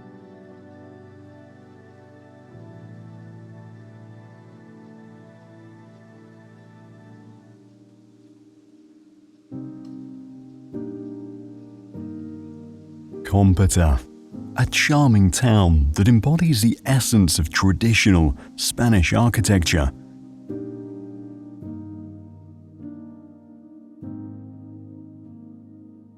With its narrow streets and bright, flower-filled balconies, the town was first founded in the late 15th century and retains much of its Moorish architectural influences.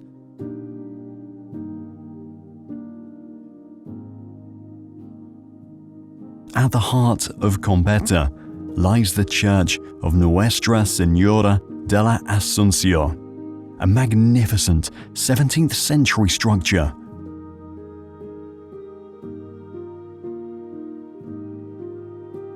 Its ornate altar and charming bell tower, as well as its reddish walls,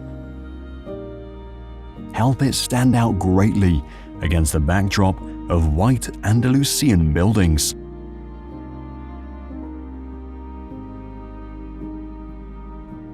In the 19th century, Competa experienced growth as a result of agricultural expansion and the establishment of vineyards.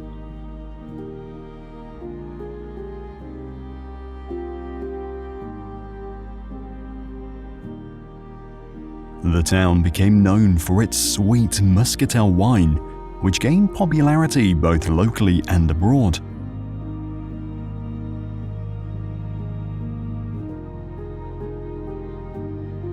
This led to its current fame for its annual grape harvest festival that celebrates its winemaking tradition.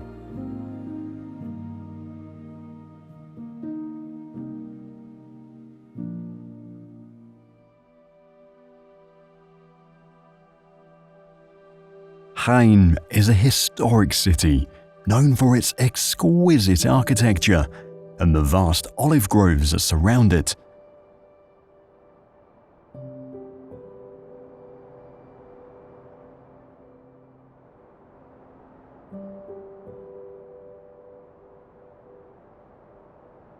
With a history that dates back to ancient times, Jaen has been shaped by various cultures, from the Romans to the Moors.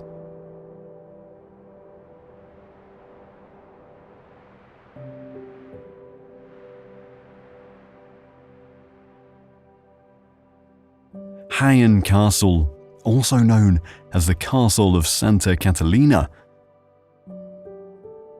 is a historic fortress perched on the Santa Catalina hill overlooking the city. The castle features a blend of Moorish and medieval designs, with robust walls, towers, and a keep.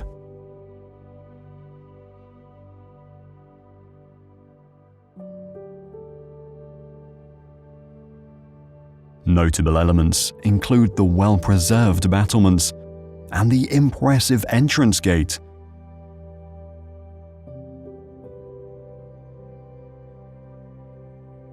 From this viewpoint, the fields and olive groves extend beyond the town.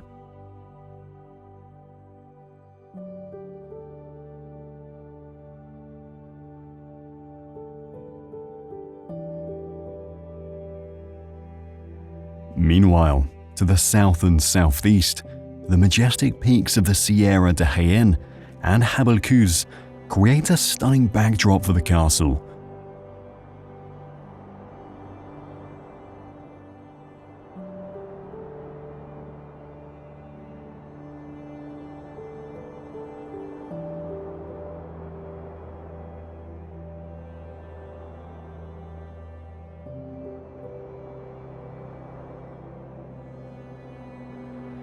The city's centerpiece, the Jaen Cathedral, is a magnificent example of Renaissance architecture, renowned for its stunning altarpiece and intricate details.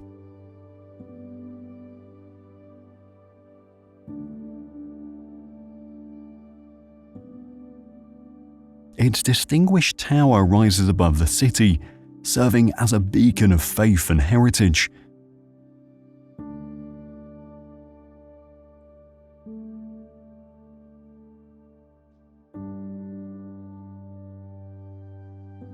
Built on the site of a former mosque, the cathedral symbolizes the city's religious transformation after the Reconquista.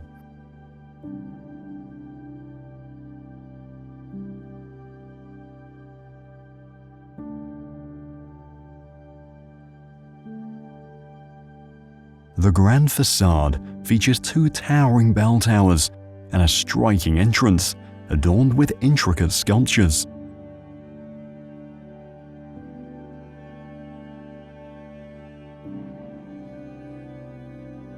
The cathedral also houses several significant works of art, including paintings and sculptures from renowned Spanish artists.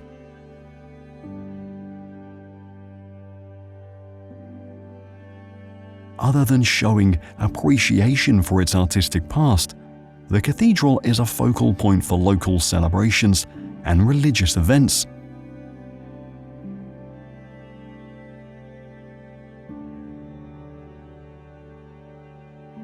Moreover, Jaen is often referred to as the world capital of olive oil, producing some of the finest extra virgin olive oils in the world.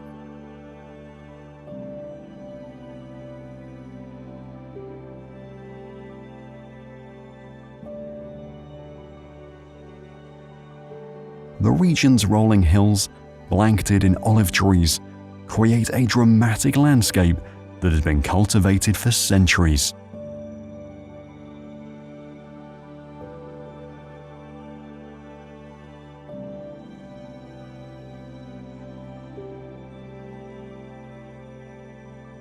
Dominating the landscape of Catalonia, Cardona Castle is a remarkable fortress with a great history that dates back to the 9th century. Throughout its records, Cardona Castle has been involved in numerous battles and sieges, serving as a vital stronghold for the Counts of Cardona. The castle's architecture features both the Romanesque and Gothic styles.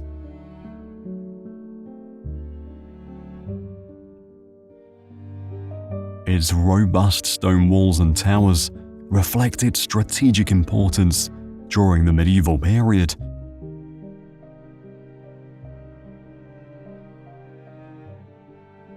At the heart of the castle complex lies the Church of San Vicente, a stunning example of Lombard Romanesque architecture.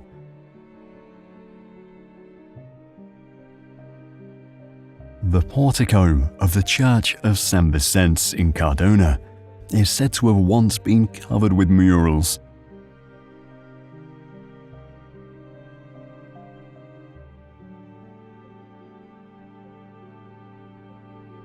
Today, the castle functions as a hotel belonging to the state-owned Paradores chain.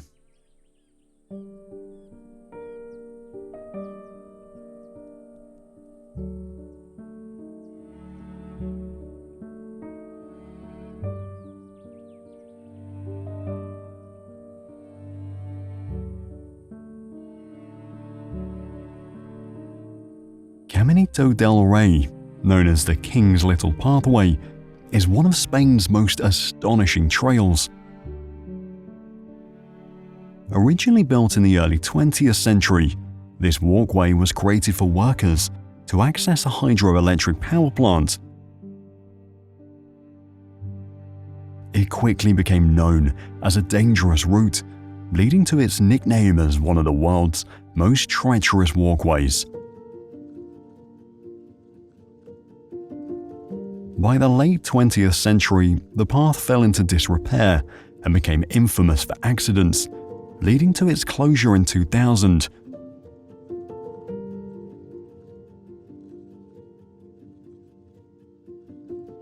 However, a significant restoration project began in 2015 to restore its safety and accessibility.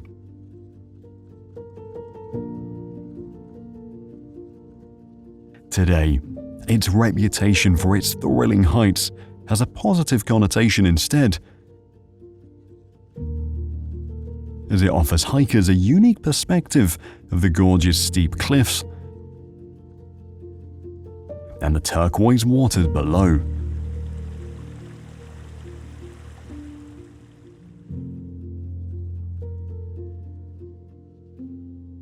Roda de Isabena, a little mountainous village steeped in history and natural beauty.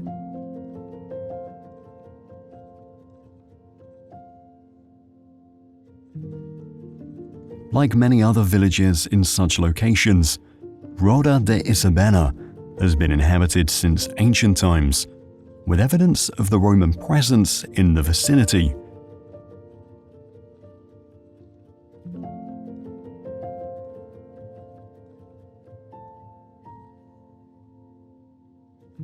In the 11th century, Roda became notable for its cathedral, the Cathedral of San Vicente.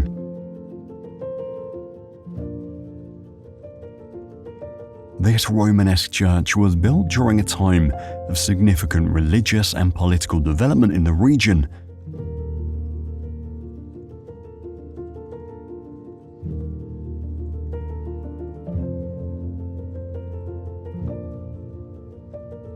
Consequently, the church gained importance as a religious center, especially when Christian forces sought to reclaim the territory from Muslim rule.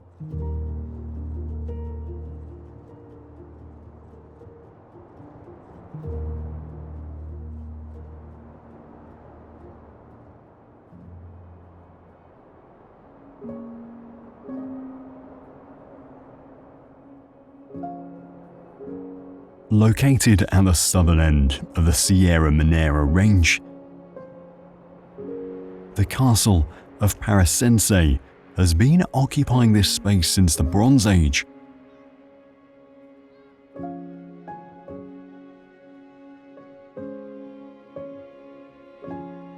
The castle itself dates back to the 11th century, during a time when the region was under Muslim control.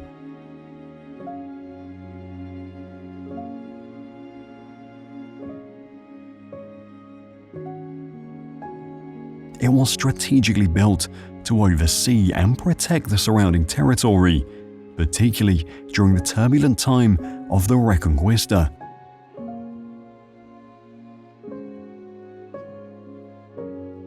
After the Christian forces reclaimed the region in the late 11th century, the castle became a significant military base. It played a role in the consolidation of Christian power in the area and continued to be used for military purposes throughout the Middle Ages.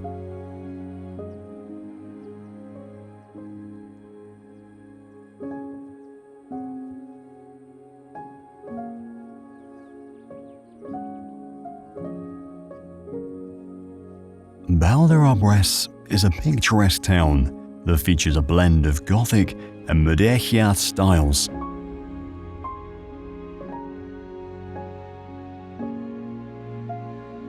This is evident through the iconic arches that characterize its central plaza and well-preserved medieval buildings.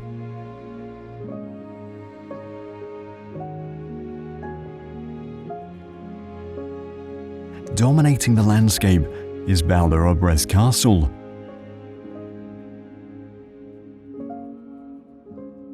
A well-preserved fortress from the 14th century that served as a defensive stronghold and residence for the local nobility.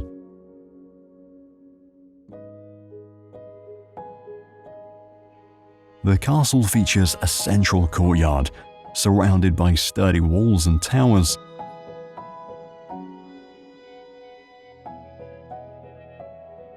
Its strategic design was important during the Reconquista, letting it serve as a stronghold for Christian forces reclaiming land from Muslims.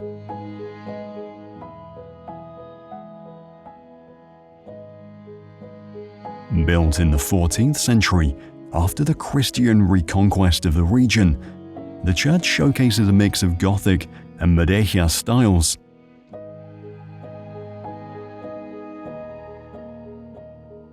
Its intricate stonework, large windows, and ornate detailing reflect the artistic influences of the period.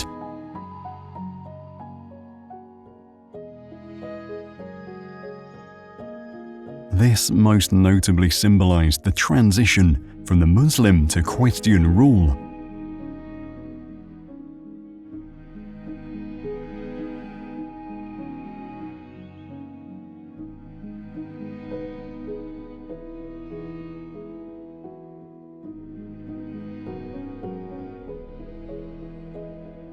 Located on the eastern coast of Spain, Valencia is the third largest city in the country, famous for being a dynamic cultural hub.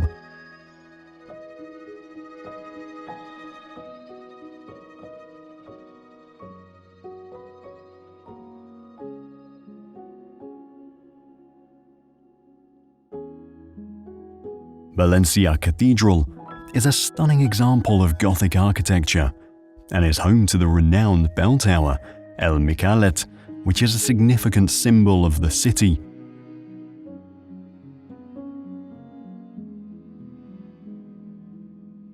The cathedral's building began in the 13th century, and over the centuries it went through numerous renovations.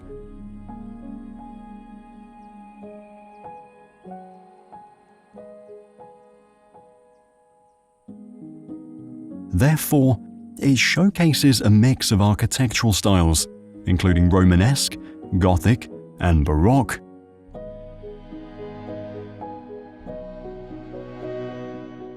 Moreover, it also claims to house the Holy Grail, the legendary cup used by Jesus and the Last Supper.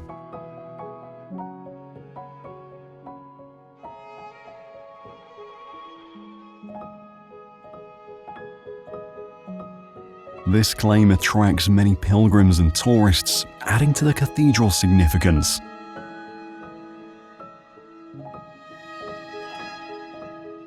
The bell tower, called El Micalet, has a distinctive octagonal shape and elaborate stonework.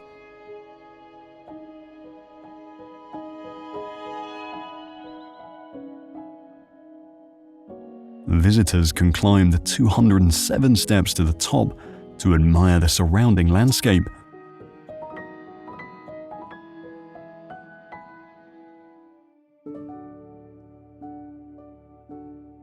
The Serranos Towers, are a pair of imposing Gothic-style towers that are also one of the 12 gates that form part of the ancient city wall called the Christian Wall in Valencia.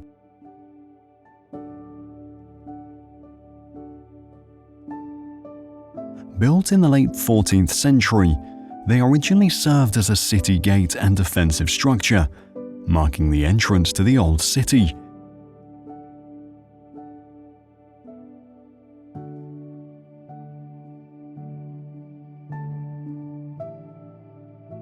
Other than defending the city during various conflicts, they also served as a ceremonial entrance for important visitors and events.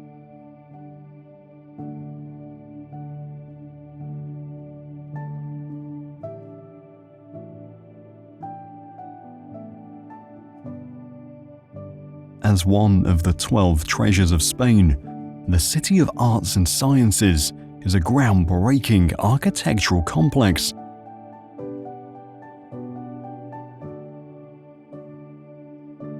Designed by Santiago Calatrava and Felix Candela, it has become one of the most iconic landmarks of the city since its opening in 1998. The complex is renowned for its futuristic design, featuring sweeping curves, striking white structures, and reflective pools.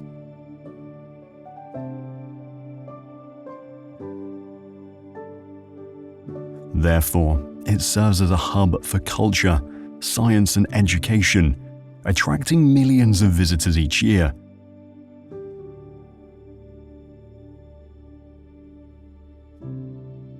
It promotes interest in arts and sciences, making it a vital part of Valencia's cultural landscape.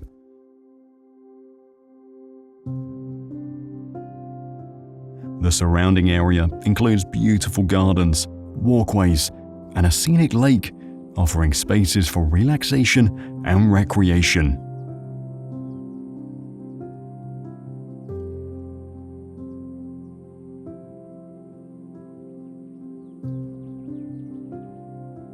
Alarcón is a little medieval town located in the province of Cuenca.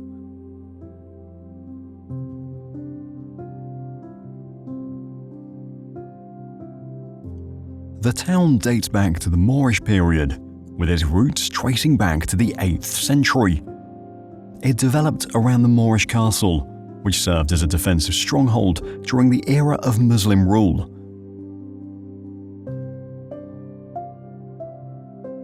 The castle showcases traditional Moorish architectural elements, including thick stone walls, watchtowers, and an irregular layout designed for defense.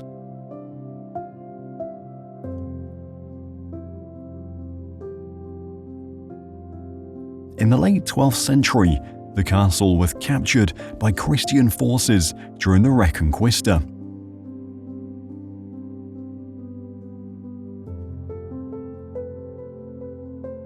It was subsequently reinforced and adapted for Christian use, which marked a significant transition in its history.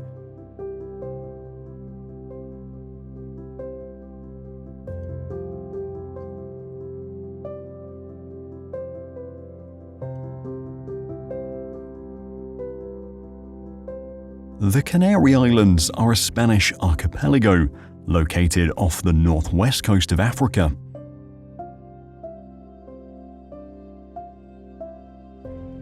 They include several main islands like Tenerife, Gran Canaria, and La Palma, as well as smaller ones like La Graciosa.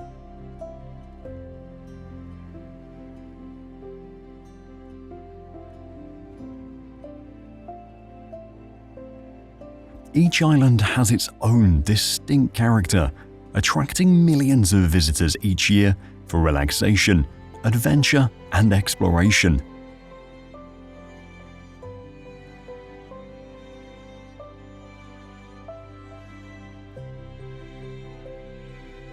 Among the many natural wonders of the Canary Islands, there is the Teide National Park, which is located on the island of Tenerife.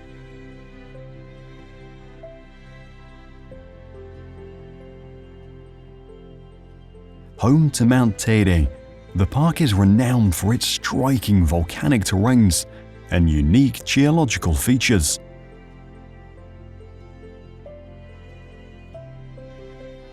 It covers around 190 square kilometers and includes a variety of volcanic formations, landscapes, and ecosystems.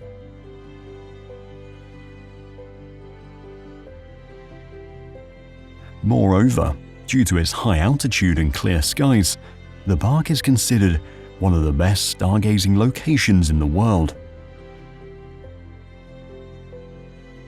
It hosts various astronomy events, allowing visitors to appreciate the night sky in a unique setting.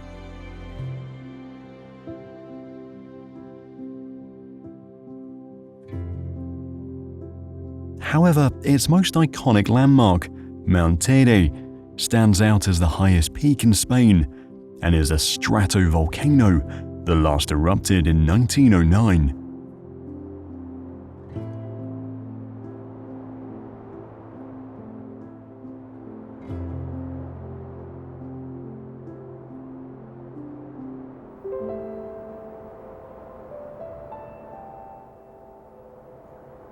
Another remarkable geological formation on the island of Tenerife is the Los Gigantes Cliffs.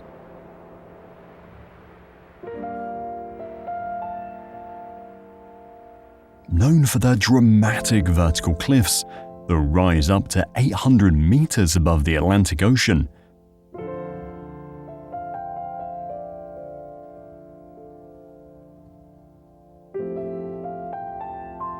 These majestic formations provide a stunning backdrop for the nearby town of Los Gigantes.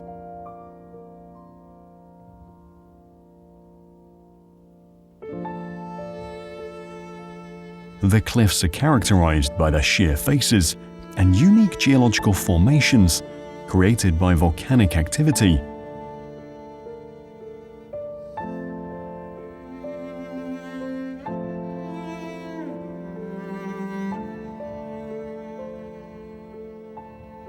The contrast between the dark rock and the deep blue ocean creates a spectacular visual spectacle.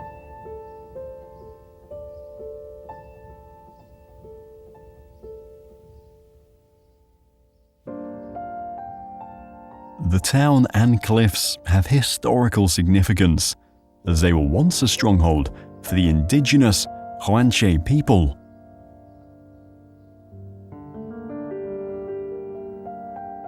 The cliffs are named Los Gigantes, or the Giants, due to local legends about giants who once inhabited the area.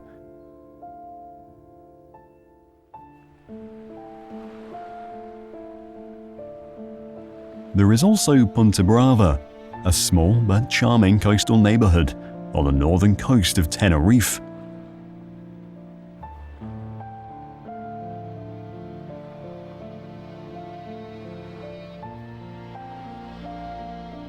Known for its serene surroundings, Punta Brava is a popular destination for both locals and visitors.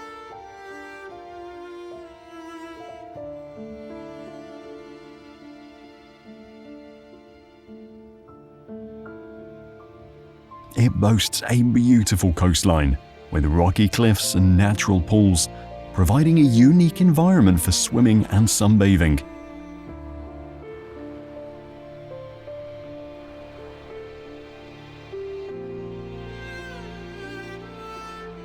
Additionally, it has a more relaxed, authentic Canarian vibe, often less touristy than other parts of the island.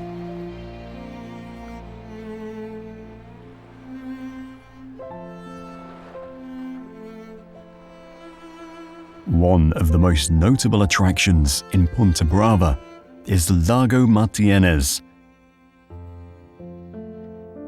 a large seawater pool complex designed by the famous artist César Manrique.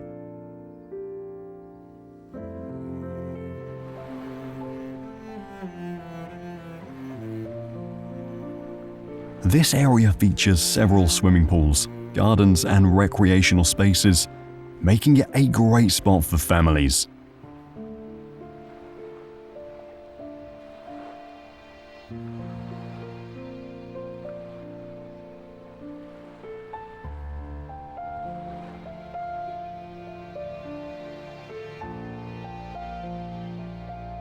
On another island named Gran Canaria, there is Tejeda village, which is located in its mountainous interior. It is most well known for its stunning views of Roc Nublo and Roc Bentayga.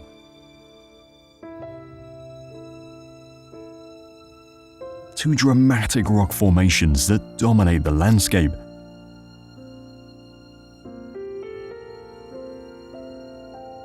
These dramatic natural landmarks draw visitors from all over the world, offering stunning panoramas and a sense of tranquility in the rugged mountains.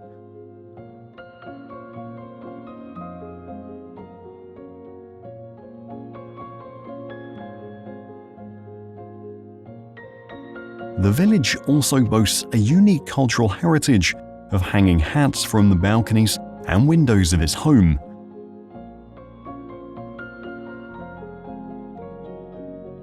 This endearing practice symbolizes hospitality and warmth, inviting visitors to experience the village's welcoming atmosphere.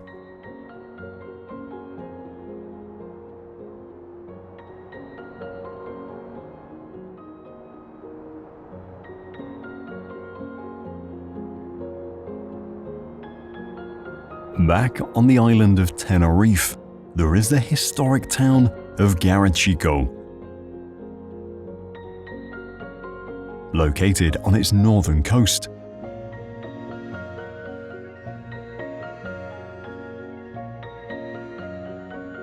Founded in the 15th century, Garachico was once the island's main port and a thriving center for trade.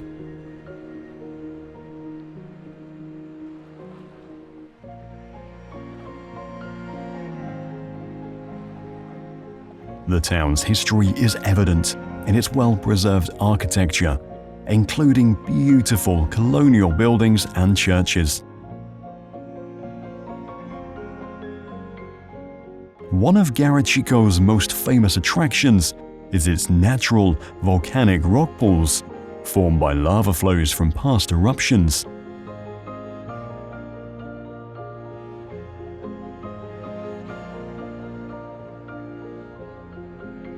These pools provide a unique swimming experience and are popular among both locals and visitors.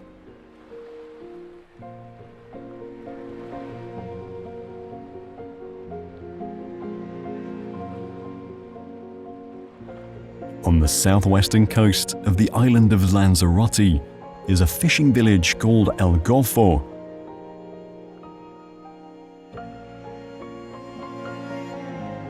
It is characterized by its traditional whitewashed houses and colorful fishing boats, creating a scenic atmosphere that reflects its maritime heritage.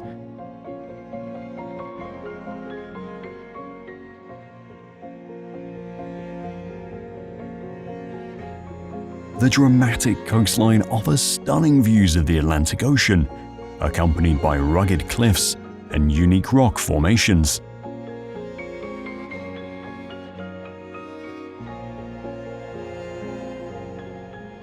Right next to the village lies Charco de los Clicos, a striking green lagoon formed by volcanic activity. Specifically, it was from the eruption of the nearby Timanfaya National Park in the 18th century.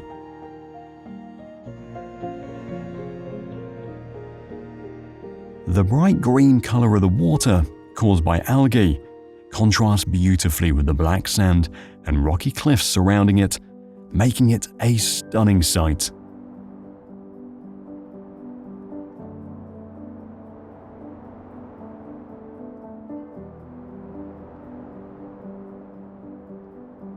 Candelaria, a coastal town located on the eastern coast of Tenerife.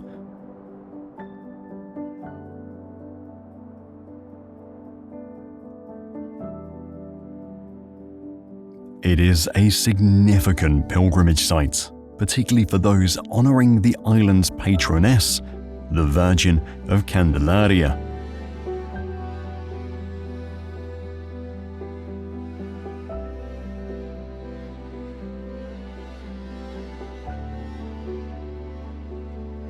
This is because the town is home to the magnificent Basilica of Our Lady of Candelaria.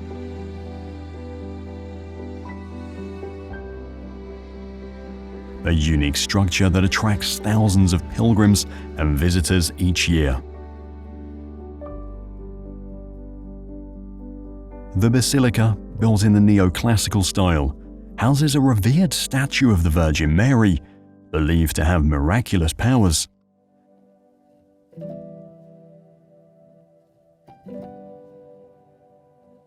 It is considered an important religious center, playing a central role in the local festivals like the Fiestas de la Candelaria, held in early February, which features processions, music, and traditional dances.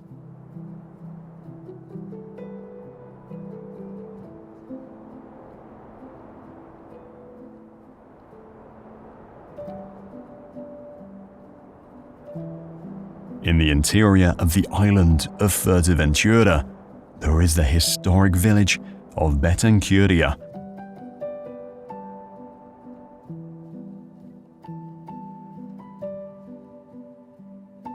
Founded in the 15th century, it holds significant cultural and historical importance as one of the oldest settlements on the island.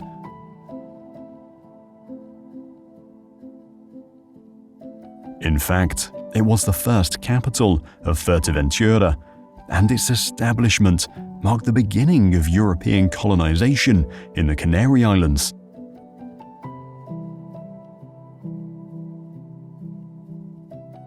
It is home to several historical buildings, including the Church of Santa Maria, a 17th century church that showcases beautiful architectural elements.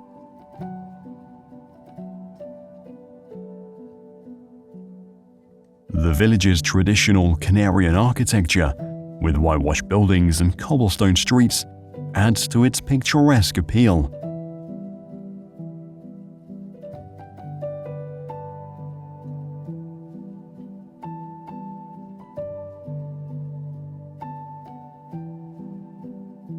Hotel Punta Grande is renowned for being the world's smallest hotel, a unique distinction it earned in 1984.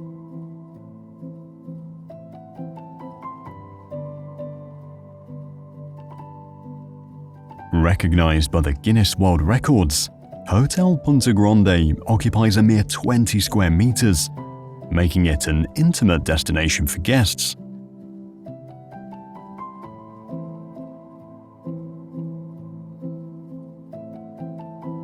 Despite its size, it offers a cozy atmosphere and personalized service.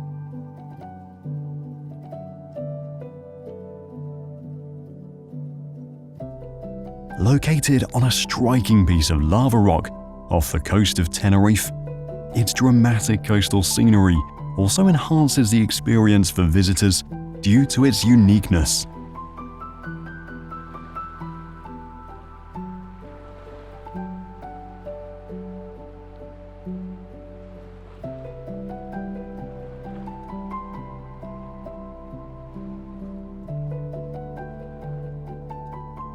Roca's church, officially known as the Iglesia de San Juan Bautista,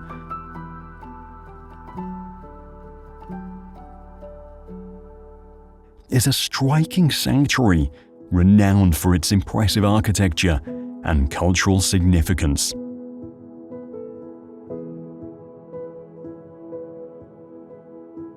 Located on the northern coast of Gran Canaria, it is a magnificent example of neo-Gothic architecture.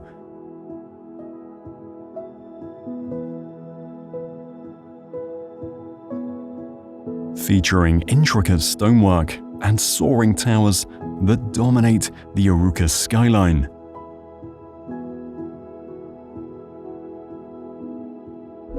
The facade is adorned with stunning sculptures and decorative elements, making it a visual focal point in the town. Additionally, the church's tall bell tower offers exceptional panoramic views of the surrounding landscape.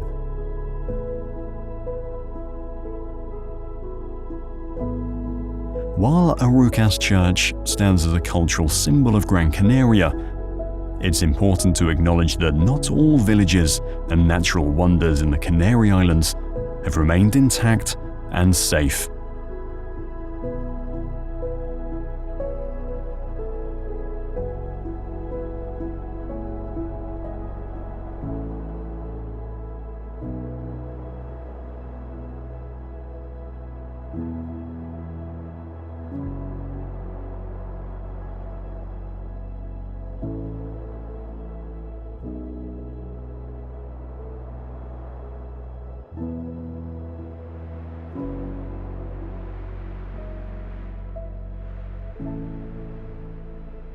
This brings us to La Palma, an island known for its stunning landscape and unique geological features.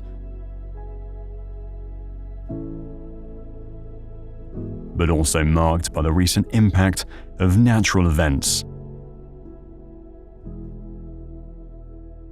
Known as La Isla Bonita, or the Beautiful Island, the island of La Palma is often celebrated for its exceptional landscapes. However, the island's serene beauty was profoundly disrupted in September 2021 when the Cumbre Vieja volcano erupted.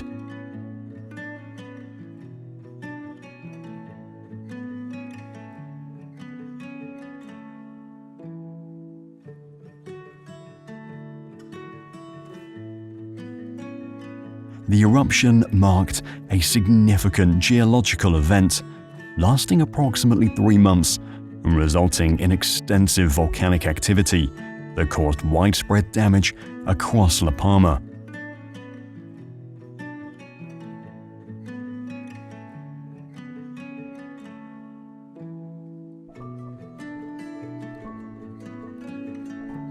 The impact was particularly devastating for local communities as the lava flows destroyed homes, infrastructure, and agricultural lands.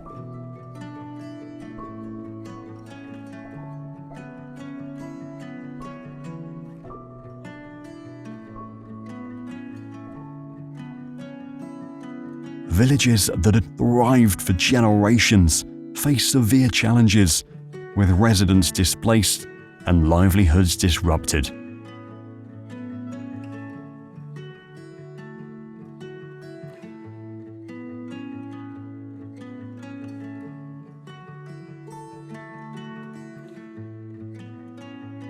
The eruption served as a stark reminder of the island's volcanic origins and the force of nature that shape it.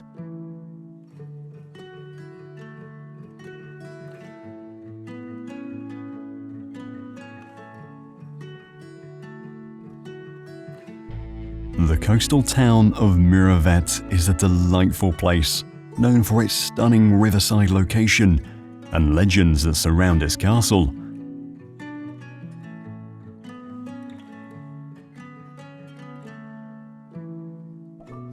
The architecture of Miravet reflects its historical significance, with buildings that showcase both Moorish and medieval influences.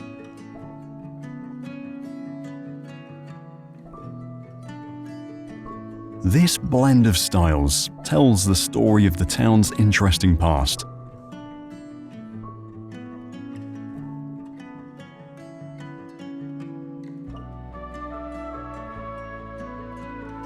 The town's most striking landmark is the Miravet Castle, with origins dating back to the 12th century.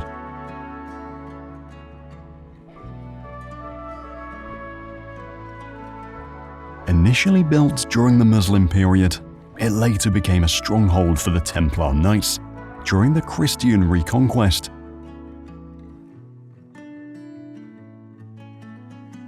Due to this, there are a handful of legends surrounding the castle.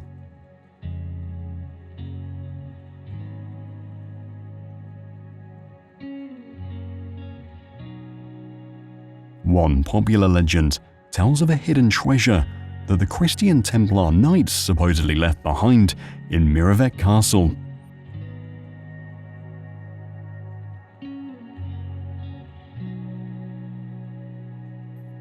This treasure is said to be protected by a curse, making it dangerous for those who seek it without the proper intentions.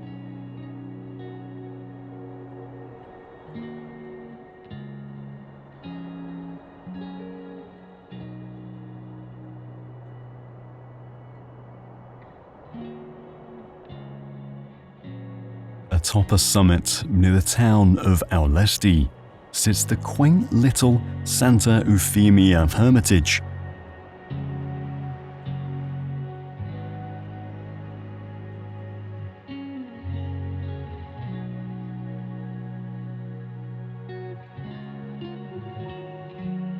Dedicated to Santa Euphemia, a saint venerated in various Christian traditions, the hermitage showcases a simple yet charming architectural style.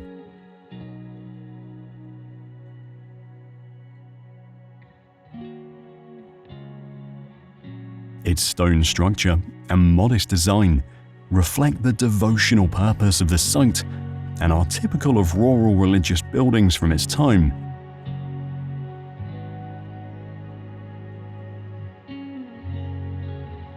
This strategic location adds to its historical significance, as it would have served as a place of refuge and contemplation.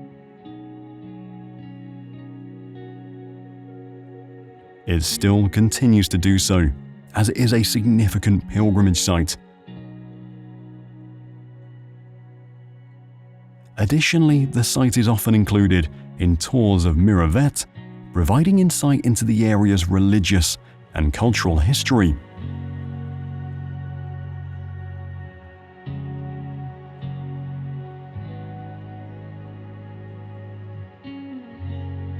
Castillo de Almodóvar del Rio, also known as Almodóvar Castle,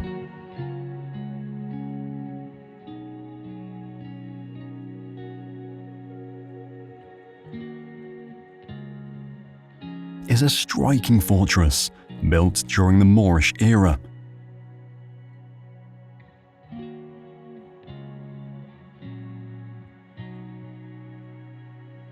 The structure reflects Moorish architectural styles, characterized by its robust walls, defensive towers, and intricate stonework.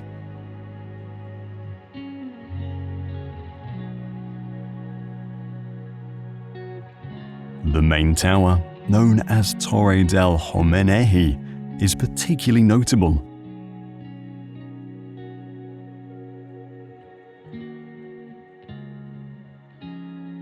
It served as an important military stronghold throughout its early history.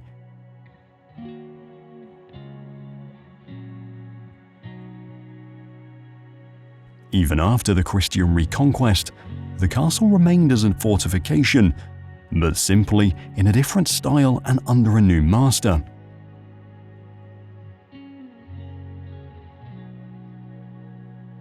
Over the later centuries, Almodóvar Castle became a residence for various noble families.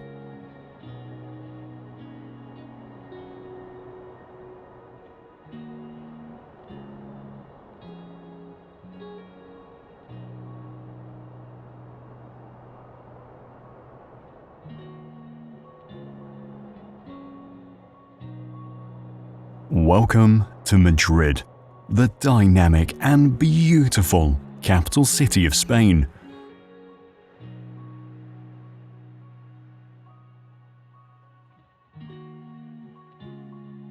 With a population of over 3 million, Madrid is not just the largest city in Spain, it is an engaged metropolis known for its lively atmosphere.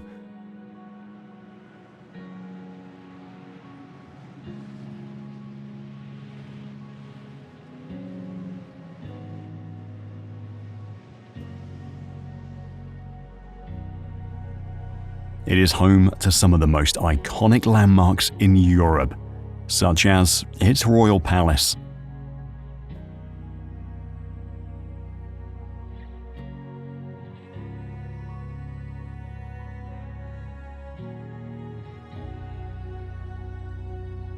The Royal Palace of Madrid, or Palacio Real, is the official residence of the Spanish royal family, located in the heart of the city.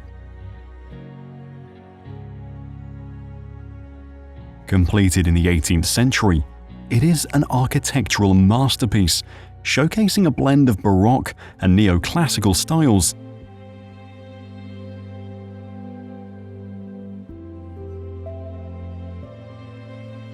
It is open to the public and serves as a museum, allowing visitors to explore its interesting history, exquisite art collections, and stunning architecture.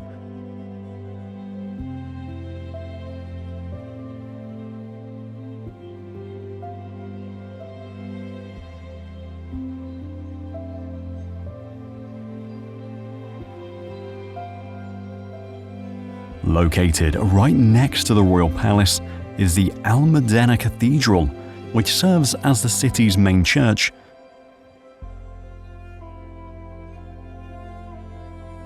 Dedicated to the Virgin of Almudena, the patron saint of Madrid. It features a blend of architectural styles, primarily neoclassical on the exterior and Gothic on the interior.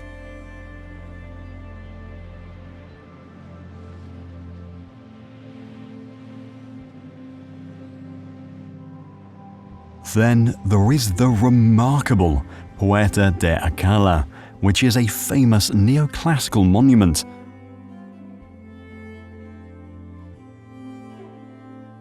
Originally, it served as a royal gate, marking one of the main entrances to the city.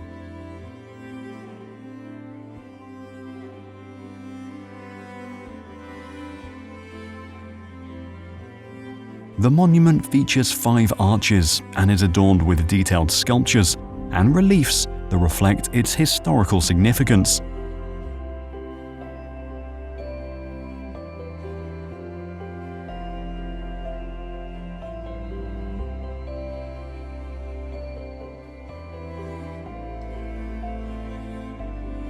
Another historical site in the city is the elegant Palacio de Cristal.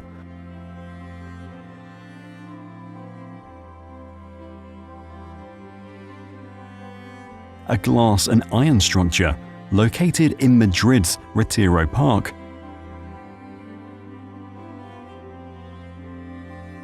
Built in 1887 as a greenhouse for exotic plants, it showcases an exquisite example of 19th century architecture, inspired by London's Crystal Palace.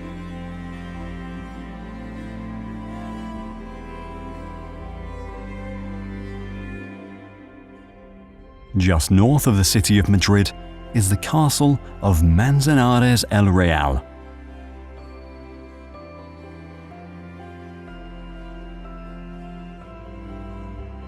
Sometime between 1475 and 1500, the castle was commissioned by the Mendoza family, a prominent noble family in Spain, to be both a residence and a defensive fortress.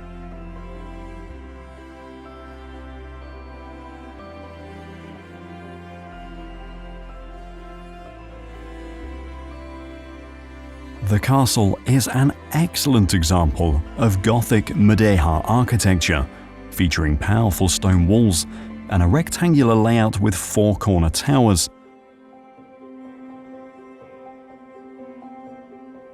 Other than militant reasons, its position near the Guadarrama Mountains also allowed for surveillance of important trade routes. The castle also holds many secrets and legends due to its history.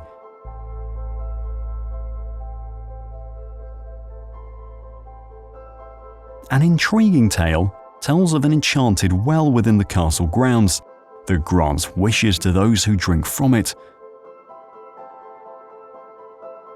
However, it will also take something of equal value in return, making people wary of whether it is a blessing or a curse.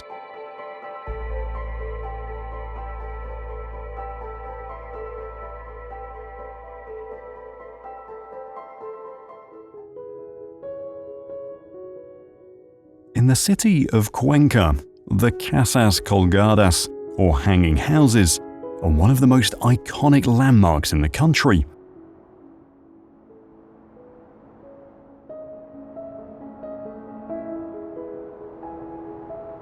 Originally built as residential homes, they showcase the unique architectural styles of the 14th and 15th centuries.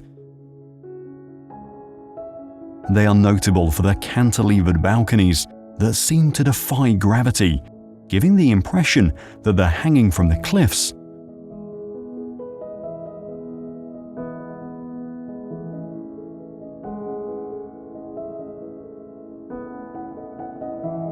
They were also constructed primarily of wood and stone, reflecting the traditional building techniques of the region.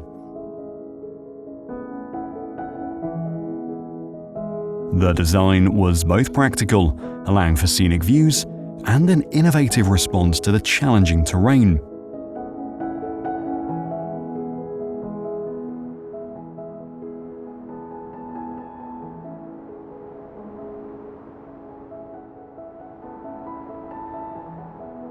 Tossa de Mar Fortress is a historic fortress built to defend its town from pirate attacks and invasions.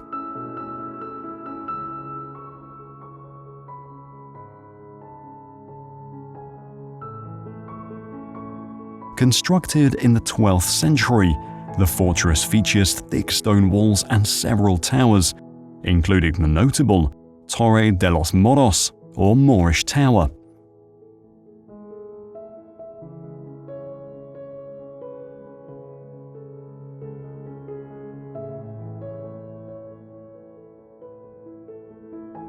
Its design reflects the military architecture of the period, optimized for defense. The fortress also offers panoramic views of the coastline and the surrounding Mediterranean landscape.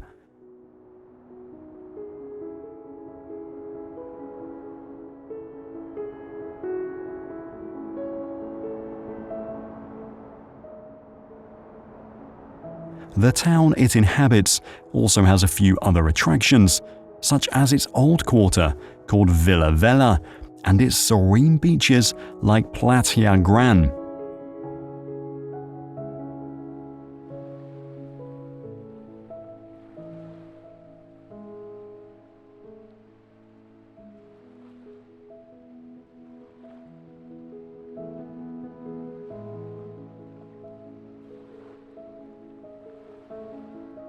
Located on the southwestern tip of the island of Mallorca is the prominent lighthouse, Artedux Lighthouse.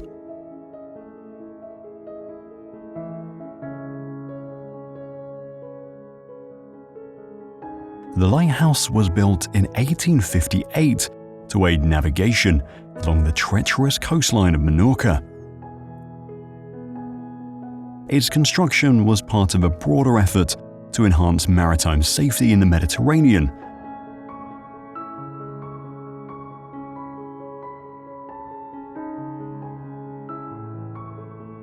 It features a cylindrical tower made of stone, painted white with black bands.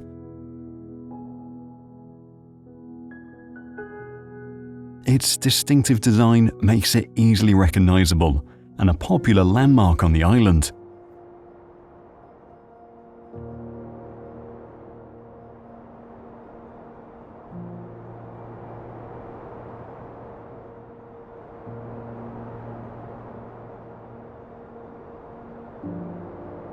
Perched high above the Aragonese plains, the small village of Luare boasts the glorious Luare Castle.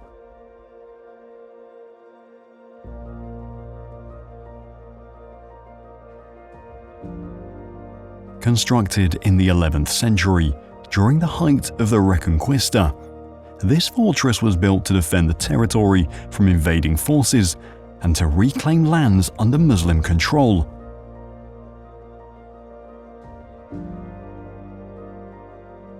With its stunning Romanesque architecture, Luare Castle is one of the best preserved fortresses in Spain.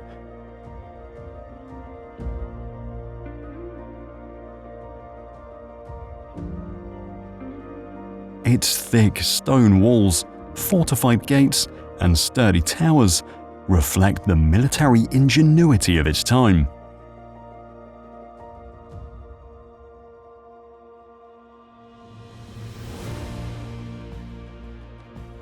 Throughout the year, Loire Castle hosts cultural events, medieval reenactments, and festivals that bring its history to life.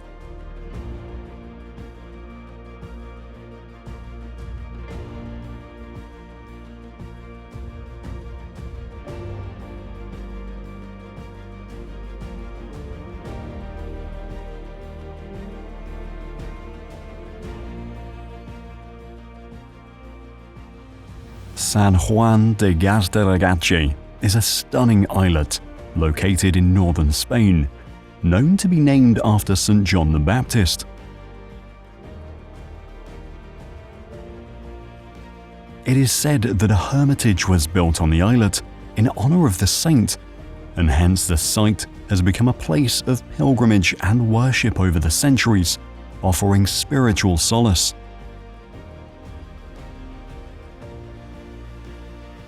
This hermitage features a traditional Basque style, with a simple yet charming design that harmonizes with its dramatics, blending Gothic and Art Nouveau styles.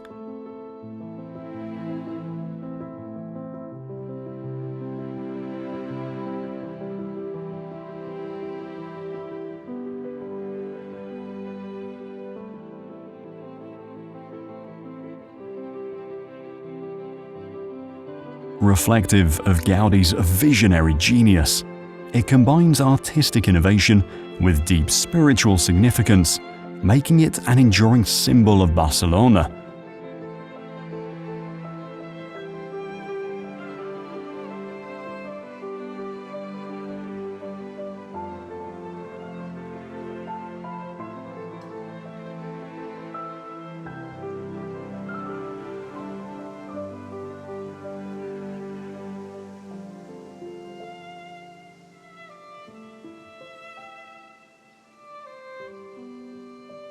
Another one of Gaudi's prestigious creations is the well-known public park, Parc Güell.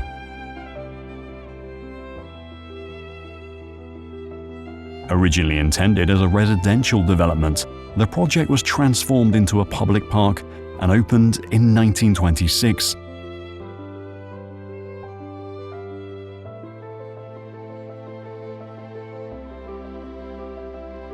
The park is notably characterized by organic shapes, colorful mosaics, and whimsical designs.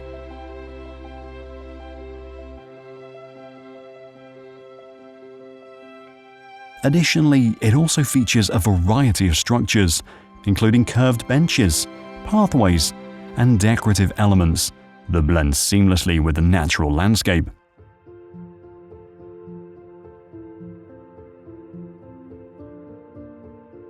One of the park's most iconic features is the dynamic mosaic tile work known as trincades.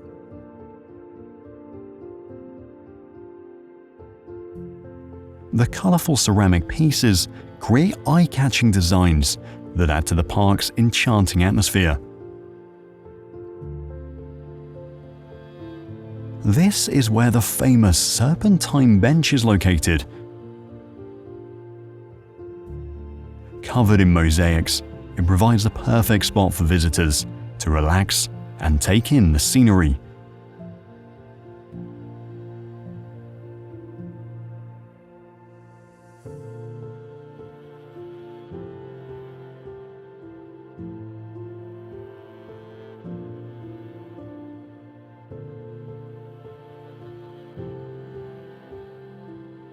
Next, another architect will take the spotlight, and that will be Josep Vilaseca y Casanovas, who designed the Arc de Triomphe. It is a striking triumphal arch constructed as the main entrance to the 1888 Universal Exposition.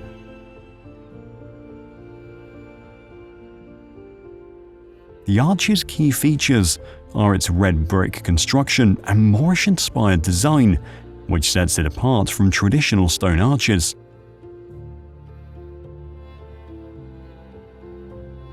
The arch is also adorned with various sculptures that celebrate Barcelona's achievements and contributions to art and history. The central panel features a prominent relief depicting the city's patron saint, St. George, alongside allegorical figures representing agriculture, commerce, and the arts.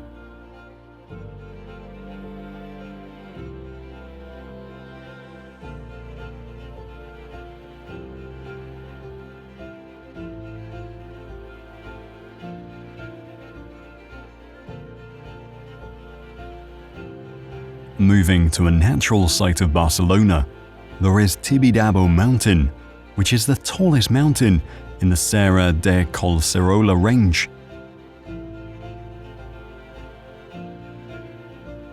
At the summit, visitors can explore the Sagrat Cor Church, also known as the Temple of the Sacred Heart of Jesus.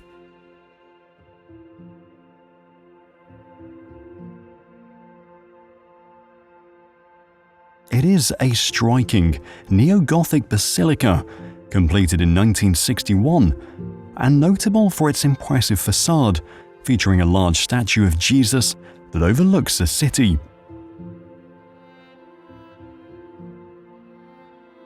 Next to the church is the Tibidabo Amusement Park, which offers a mix of classical and modern rides. Established in 1899, the park combines nostalgia with thrilling attractions, including a Ferris wheel that provides panoramic views of the surrounding area.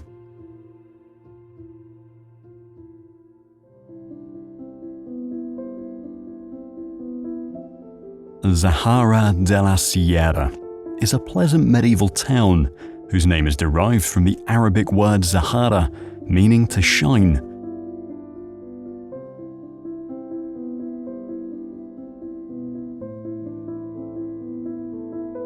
Although it had Islamic roots, the town was captured by Christian forces in the late 13th century during the Reconquista.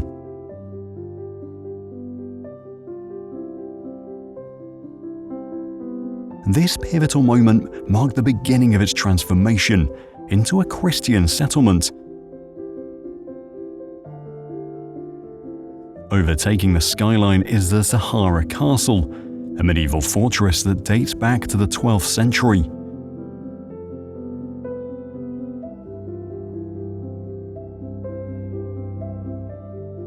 The castle offers far-reaching views of the surrounding landscape and is a key landmark of the town.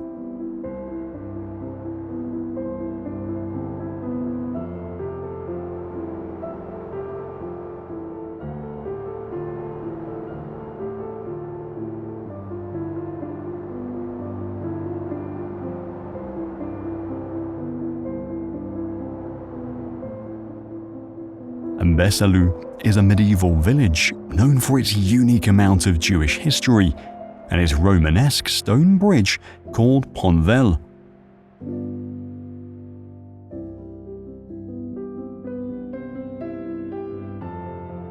This beautifully preserved stone bridge dates back to the 12th century and features 5 arches, providing tranquil views of the village and river below.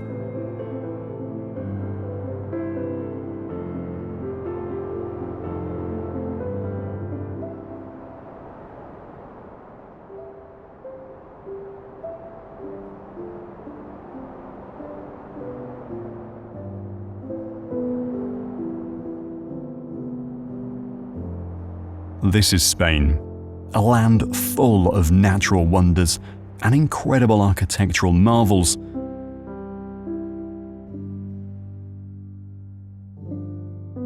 Now, if you don't want to miss the greatest wonders of Denmark, check out this video.